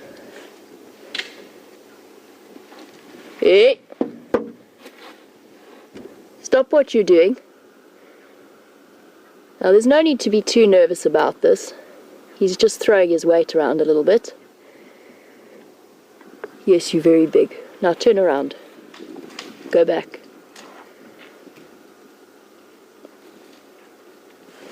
Now what that was a perfect example of is a young bull, teenage boy. He's been play fighting with his buddy, so he's feeling pumped up and full of adrenaline, and he's decided to come and push his weight around.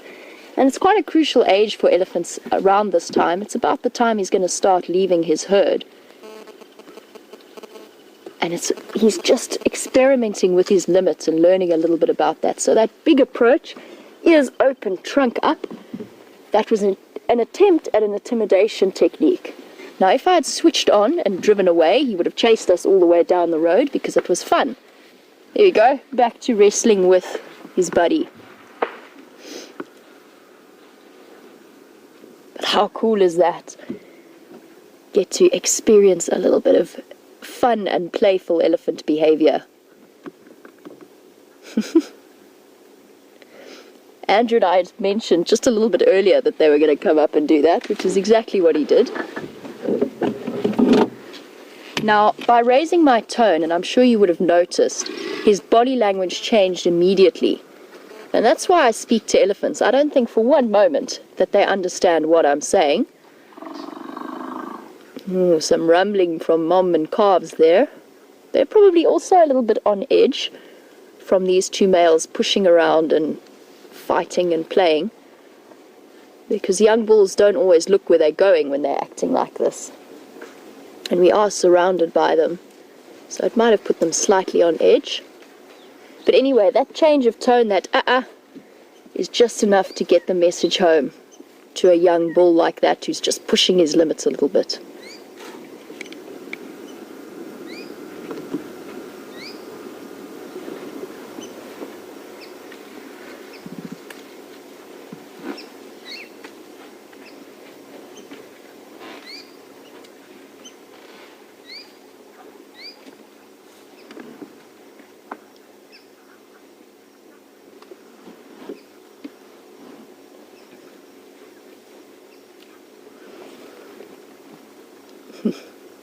Another cute little baby. We really have been spoilt with little baby elephants. Now, we heard those rumblings from the various females to each other and to their babies. And Deb from Florida, I do hope that your weather is a little bit warmer than ours is at the moment.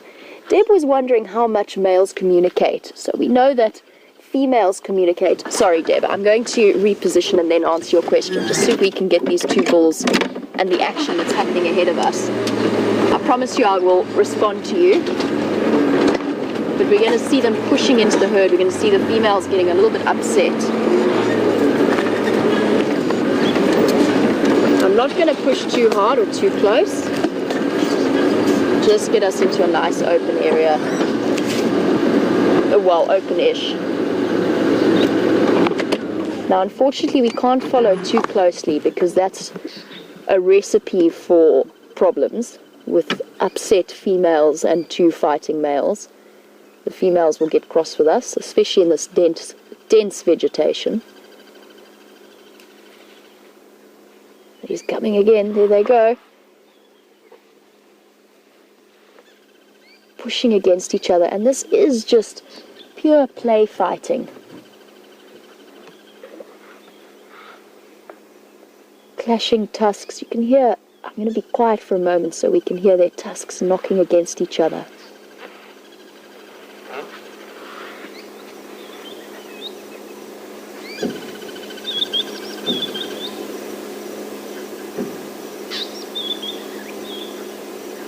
Of course, as I said that, they stopped what they were doing. So for the meantime, I will I will carry on. Oh, here we go. Again. No, I think reluctant to carry on and pushing into the thick block.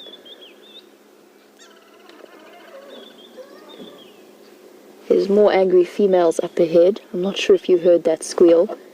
That was probably from a calf. Oh, he's going to... It's very difficult to see, but he's actually almost mock mounting the male in front of him. And that's part of this whole dominance display and part of the whole fighting routine. Generally, male animals will mount other males as a way of showing a dominance sign. It's not a sexual thing in this particular instance.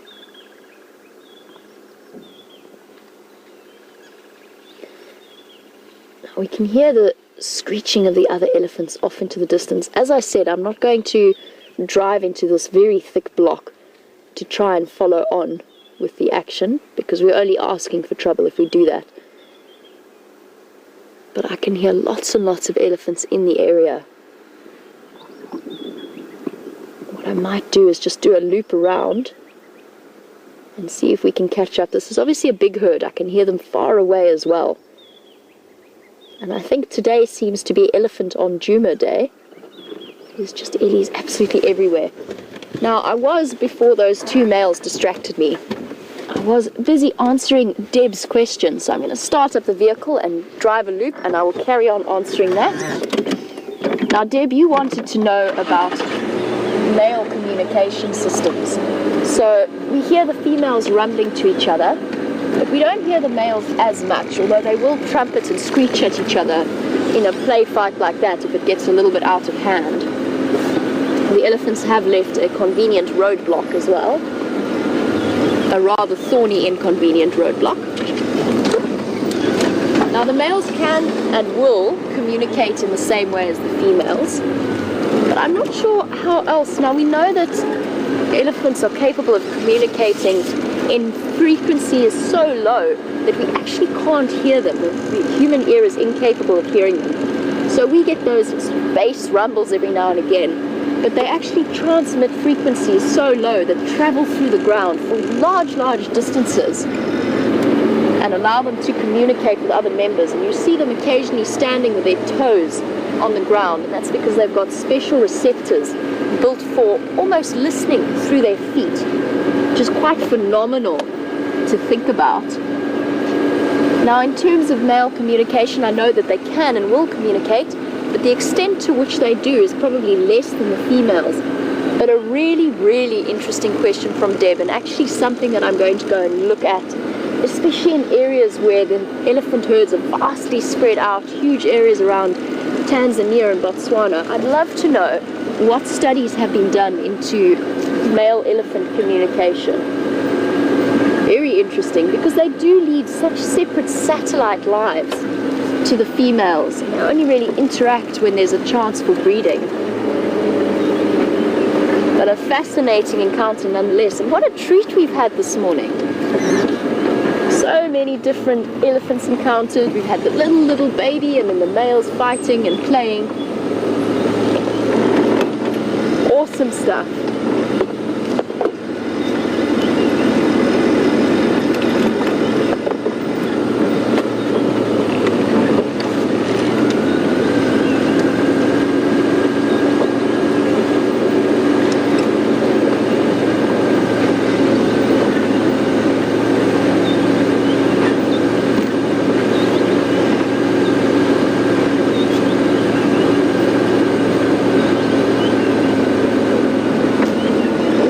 Wonderful moment with that young male, and it's almost like a battle of wills when something like that happens, just because they're coming to test you, and it's all important how you respond. And that level of response just comes from spending quite a lot of time with elephants and watching their body language and getting to know their different responses. But Laura, you were wondering what my most awesome elephant experience has been to date.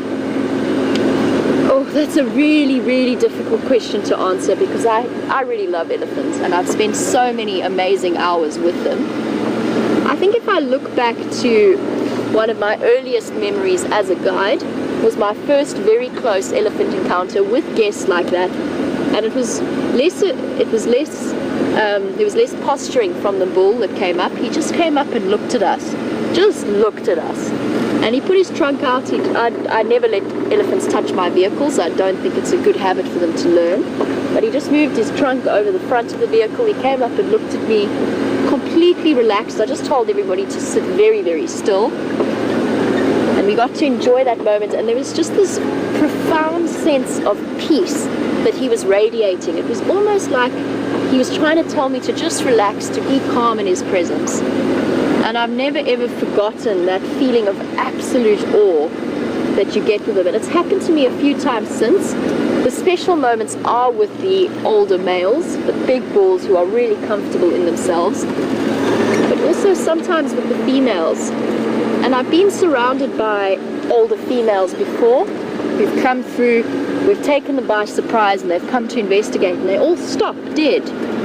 There's no clear communication that we can hear, but somehow they just know. Everybody stops and they surround you and they look at you intently.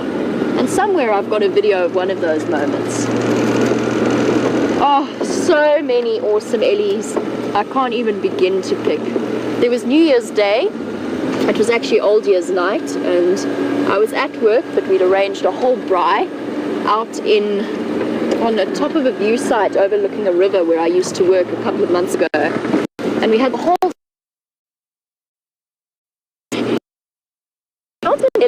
the biggest bull on the reserve, whose name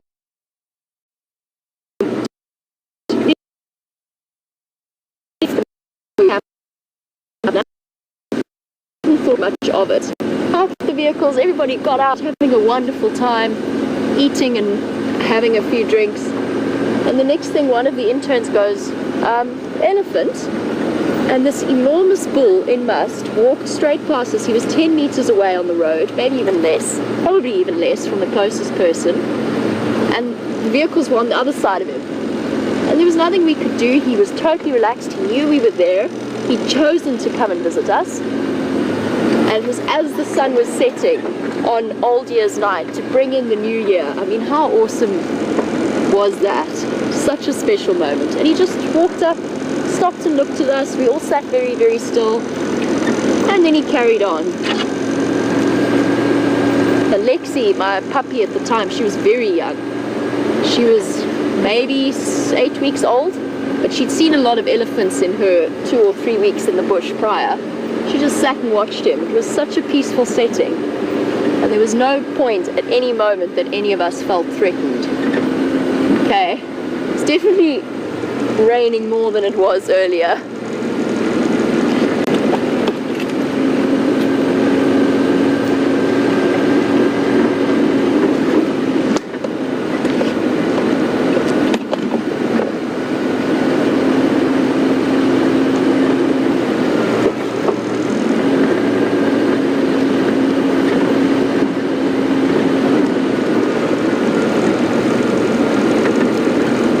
During that elephant encounter, I felt entirely comfortable with the actions of Andrew sitting at the back, because I know that he's been in this situation many times before. But we've had quite a few Ellies over the last few hours. They've been perfectly relaxed with our presence. And Amy was wondering if they would be that relaxed if we'd had a vehicle full of tourists behind us. And yes, probably, but that depends very much on the way that you approach the sighting. Whenever I'm with guests and I'm coming into elephants, I always tell them to sit still, sit quietly, especially if the elephant decides to come close. It's all about communicating with your guests. And if you communicate well with your guests and they're nice and relaxed, they're nice and quiet, then absolutely the elephants will be fine. And they will be perfectly chilled out. And especially if you know that I always avoid elephant sightings if I know that there is somebody who is a little bit afraid of elephants. And if I do have an elephant approaching, what I have learned to do is just to tell people to stay still, keep their movements slow, get your videos going now if you want to, but don't be fiddling and looking for cameras if there's an elephant right next to you. And it's all about, again, reading the body language of the elephant.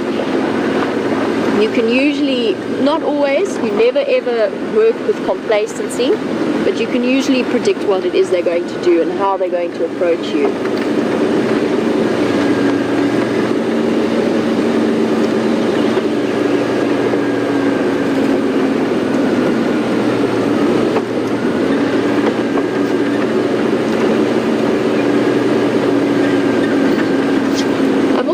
Stories, and these are stories, it's not something I've ever tried, but I've heard it from one or two people. Elephants at night can often be a little bit different, especially if they're suddenly caught in headlights. They might be a little bit more unsettled. And I've heard a story from a very experienced guide of mine who was my boss previously, and he drove into the middle of an Ellie herd without realizing it was pitch black, and all of a sudden there were just elephants all around him, and quite upset with his sudden appearance in their midst. And he said he sang the South African national anthem to them. Now I've heard him sing, and I wouldn't consider it a particularly relaxing tone, but he said it worked absolutely with the elephants. They calmed down, moved off, carried on feeding. Now, it might have been more to do with the fact that he was stationary, but you never know.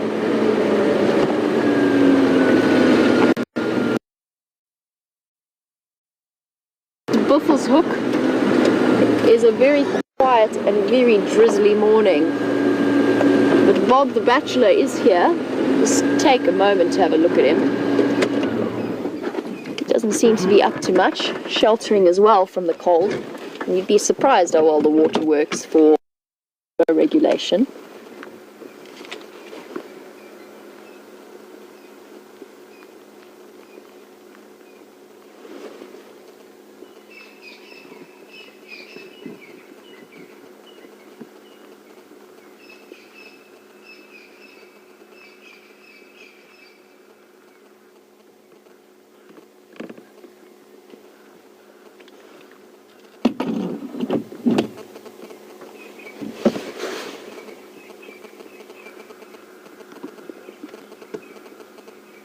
Now we've just had the most amazing sighting with, first we had the breeding herd at the beginning of the morning, and then we had that mixed breeding herd of young males with the young babies as well. And Diana, who is from Lancashire, where I spent a good few holidays when I was studying in the UK. I was actually staying in Wigan, Diana. Wonderful place. Luckily I experienced it during the warmer times of the year. But Diana, you wanted to know how it is that the males relate to each other, relate to the calves that are in the breeding herd. Will they get to know them on a personal level? Now, for bulls that are born into the herd, they will be related to all of the other calves to come. So as they grow up, they reach their teen years, they will still be very, very familiar with those calves. They won't interact with them to the same extent that the older females might, but they will still spend a bit of time with them. They might play with them a little bit and just be very gentle and also very protective of them. Once they leave the herd and they start to visit other herds that they're not related to, generally they tend to stay away from the calves, just because especially the mothers tend to be quite aggressive in defending them from the presence of other males. They can be a bit bulky, a bit distracted, as we saw with those fighting teenagers. Occasionally they forget themselves, and there's always a chance that they might bump into a baby and knock it over. But the mothers are very, very defensive. That being said, elephants are incredibly complex animals, and a young bull visiting a herd that isn't related to him, there's nothing to say that it couldn't go up and say hello to a baby that isn't related to it in any way and just investigate it and get to know it. They are really, really complex social beings, and they have a lot happening in their heads in terms of the way that they relate to each other. And there's a great deal happening that will never begin to understand. So I definitely wouldn't put it past them, Diane. I just spotted a saddle-bull stalk there. I'll reverse. Can you get it from that angle, Andrew? Shall I reverse a bit? Cool. That's why I was distractedly all of a sudden looking off to the left.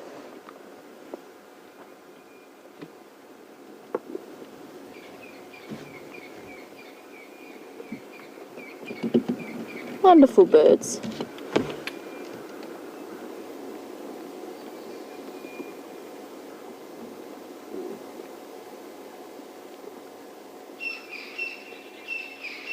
The Birds are slowly starting to come awake in this drizzle.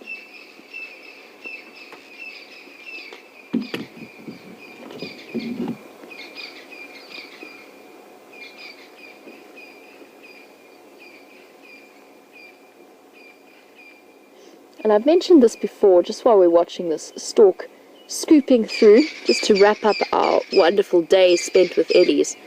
I would absolutely love to spend a day in the life of a mind of an elephant and really get to know how it is that they interact with each other. They really are to me, the most phenomenal and special creatures.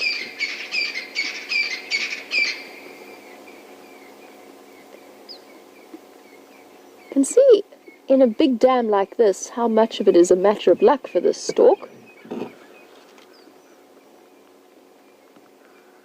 Basically just stabs in the dark, so to speak. This water is very, very murky.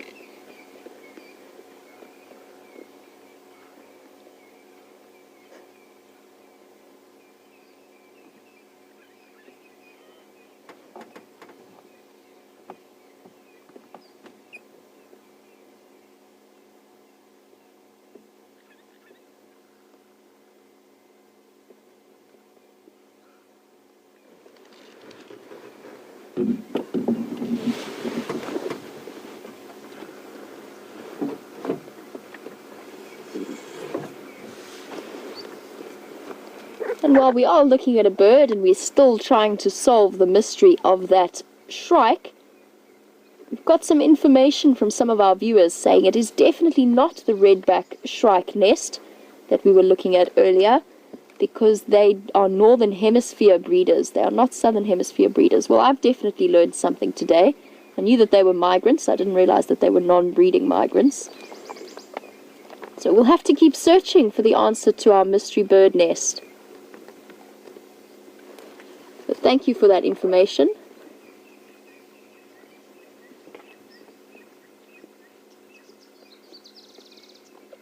I'm quite surprised. I don't know why I had it in my head that redback shrike were breeders in this area.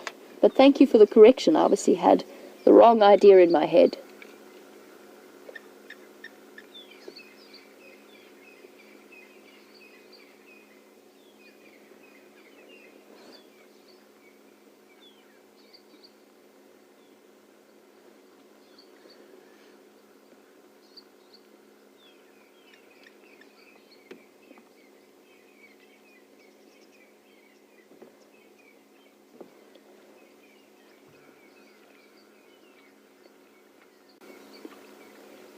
The cool thing about the season change is we're starting to see so many bugs coming through. Although it does mean that animals like that poor stork have to work a little bit harder to catch fish in a bigger dam. But Siberia, who is one of our zoomies, our wonderful zoomies who control the webcams that are set up 24 hours a day at Djuma and Arathusa waterholes, Siberia mentioned that she would love to see a water scorpion when they start to come out. Now, Siberia will definitely be keeping an eye out for them. I know that you miss the assortment of bugs and insects that we get. Ooh, the wind is blowing. We'll definitely be watching out for them. And of course, now that the rains have come and are possibly arriving in the next few minutes, I'm going to keep my fingers crossed that they don't.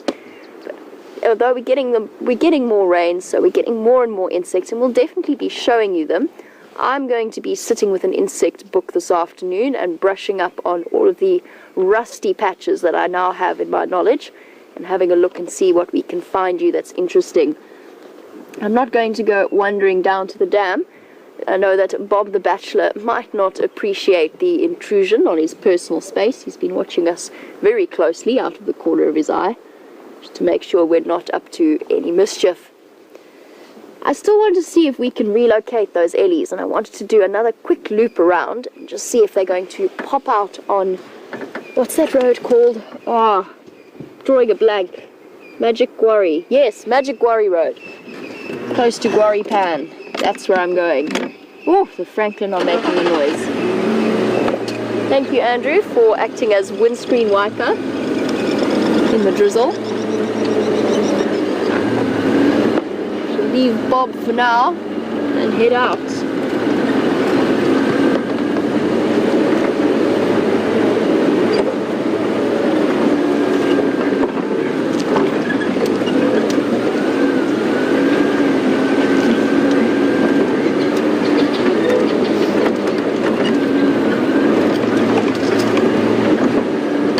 an awesome morning this has been.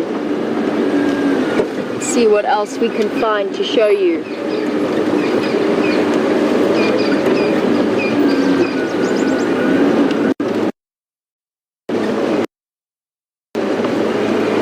If you are a new viewer like Jennifer, who sent through an observation earlier, stick around and keep watching, because there's always something new to tell you and to teach you in this area. And there's so many exciting things to share with you. It's the thing that I love, one of the aspects that I love the most about the bush, is that I enjoy it the most when I'm able to share it with and share my interest and all the little intricate details. If we can get those through to people, it's one of the most special things you can do out here.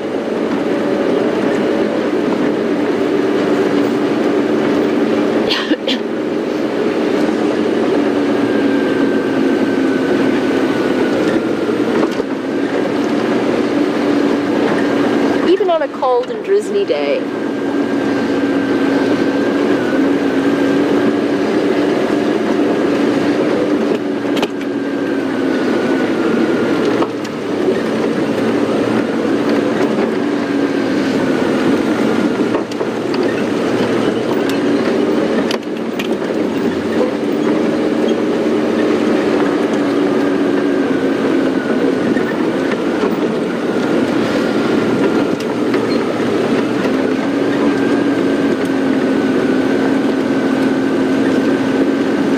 Has been a rather Ellie-filled morning.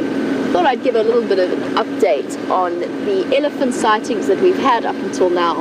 Obviously we had, just a few moments ago, we had that encounter with those young and spirited bulls, but earlier this morning we had a beautiful moment with a really young calf. It was only a couple of months old, still wobbly on its legs, still a little bit uncoordinated with its trunk.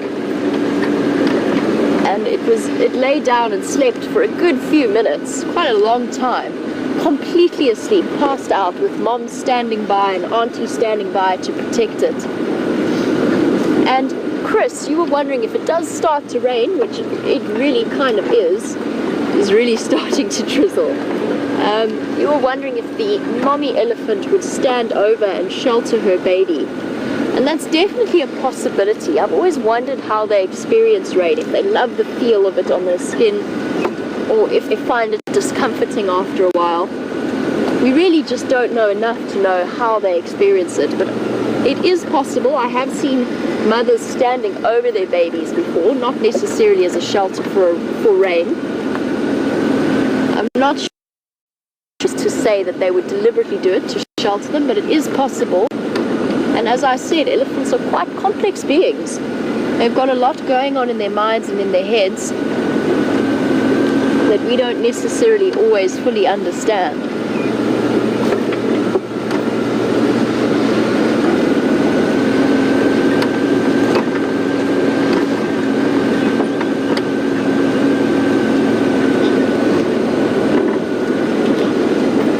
Andrew's just trying to shelter the camera slightly, trying to make a tent.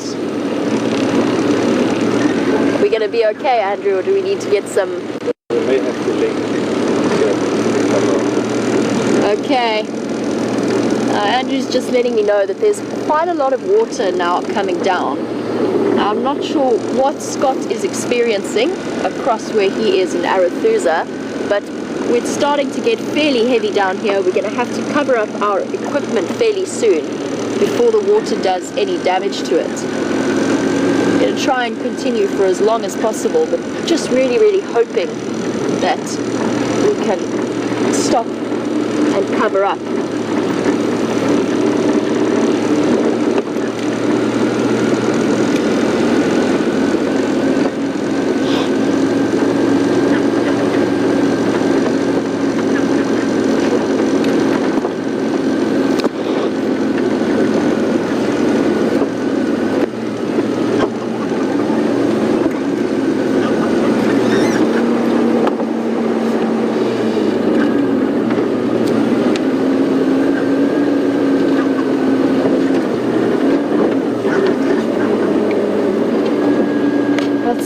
here.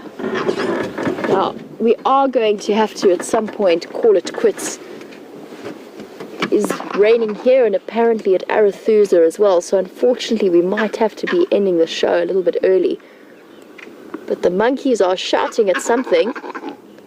What is down here? Look at his body language. Very unhappy, looking down on the ground.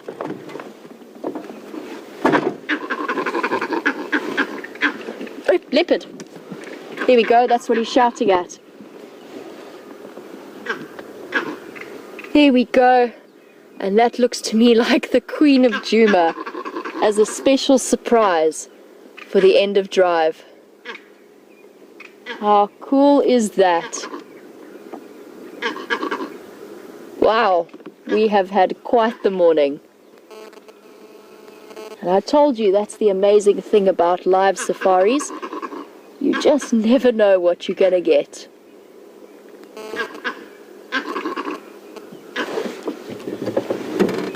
How cool is this? Let's stay with her for as long as possible.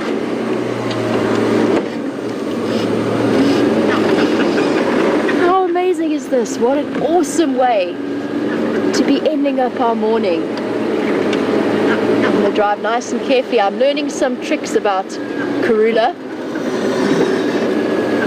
and the way that she operates. Where is she going to go? It's very, very dense bush ahead of us.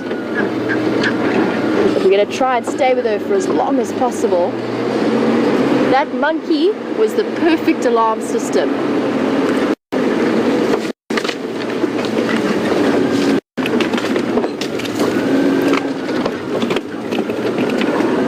Look at that, guys. What a beautiful moment.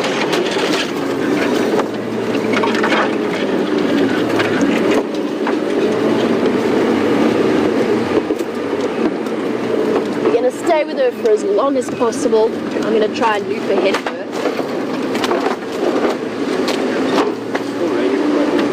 Yeah, Andrew's telling me that the rain is getting very heavy. We're going to have to call it quits soon.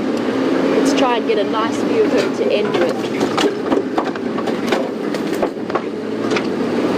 We don't want to cause any damage to our equipment.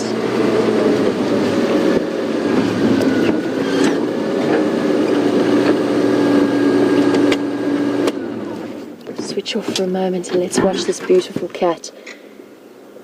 Now unfortunately, because it is drizzling hard, we are going to have to close down fairly soon.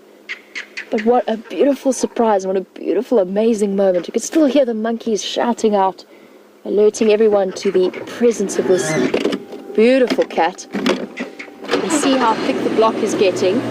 Now my experience with this particular leopard is she's quite a sneaky girl. Very capable of picking a direction and then disappearing off into it.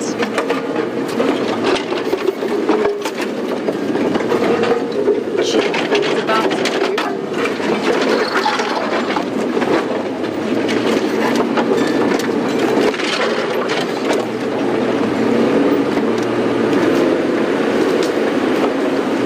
Karula's just making her way into the drainage line south of Magic Quarry Road.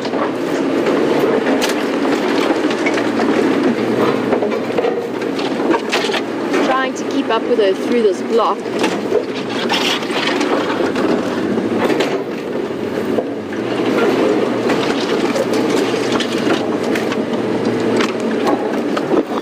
Now for new viewers, I know this must seem fairly dramatic, but you can see how relaxed she is to our presence. She's barely looked at us at all.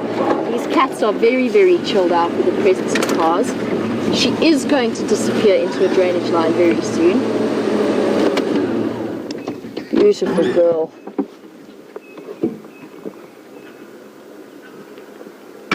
And I think the monkeys gave the game away. She's not terribly impressed.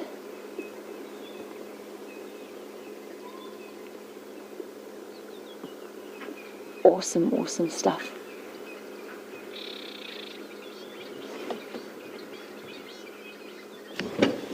On a perfect path. Nice and quiet and silent. She's going to duck down that drainage line. I'm not going to be able to follow her. But at least we've had this wonderful brief glimpse of the mysterious Queen of Djuma.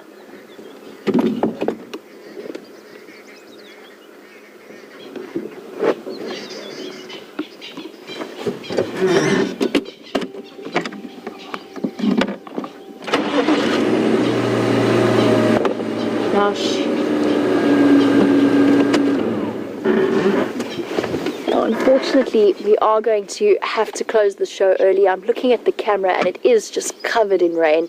And she has ducked off into this drainage line, so there's a very, very good chance that we're not going to be able to relocate her without damaging some of our important electronic equipment. So for all of our regular viewers and our new viewers, a big, big thank you from both Scott and myself. We have unfortunately got to end the show before we cause any more damage. And a big thank you to Andrew for all of his wonderful work. Oh, the rain's getting hard. And to Jess and Nikki and FC and Eugene. We will catch up with you for the sunset safari, but for now we have to cover up. Goodbye, guys. Have a wonderful day wherever you are.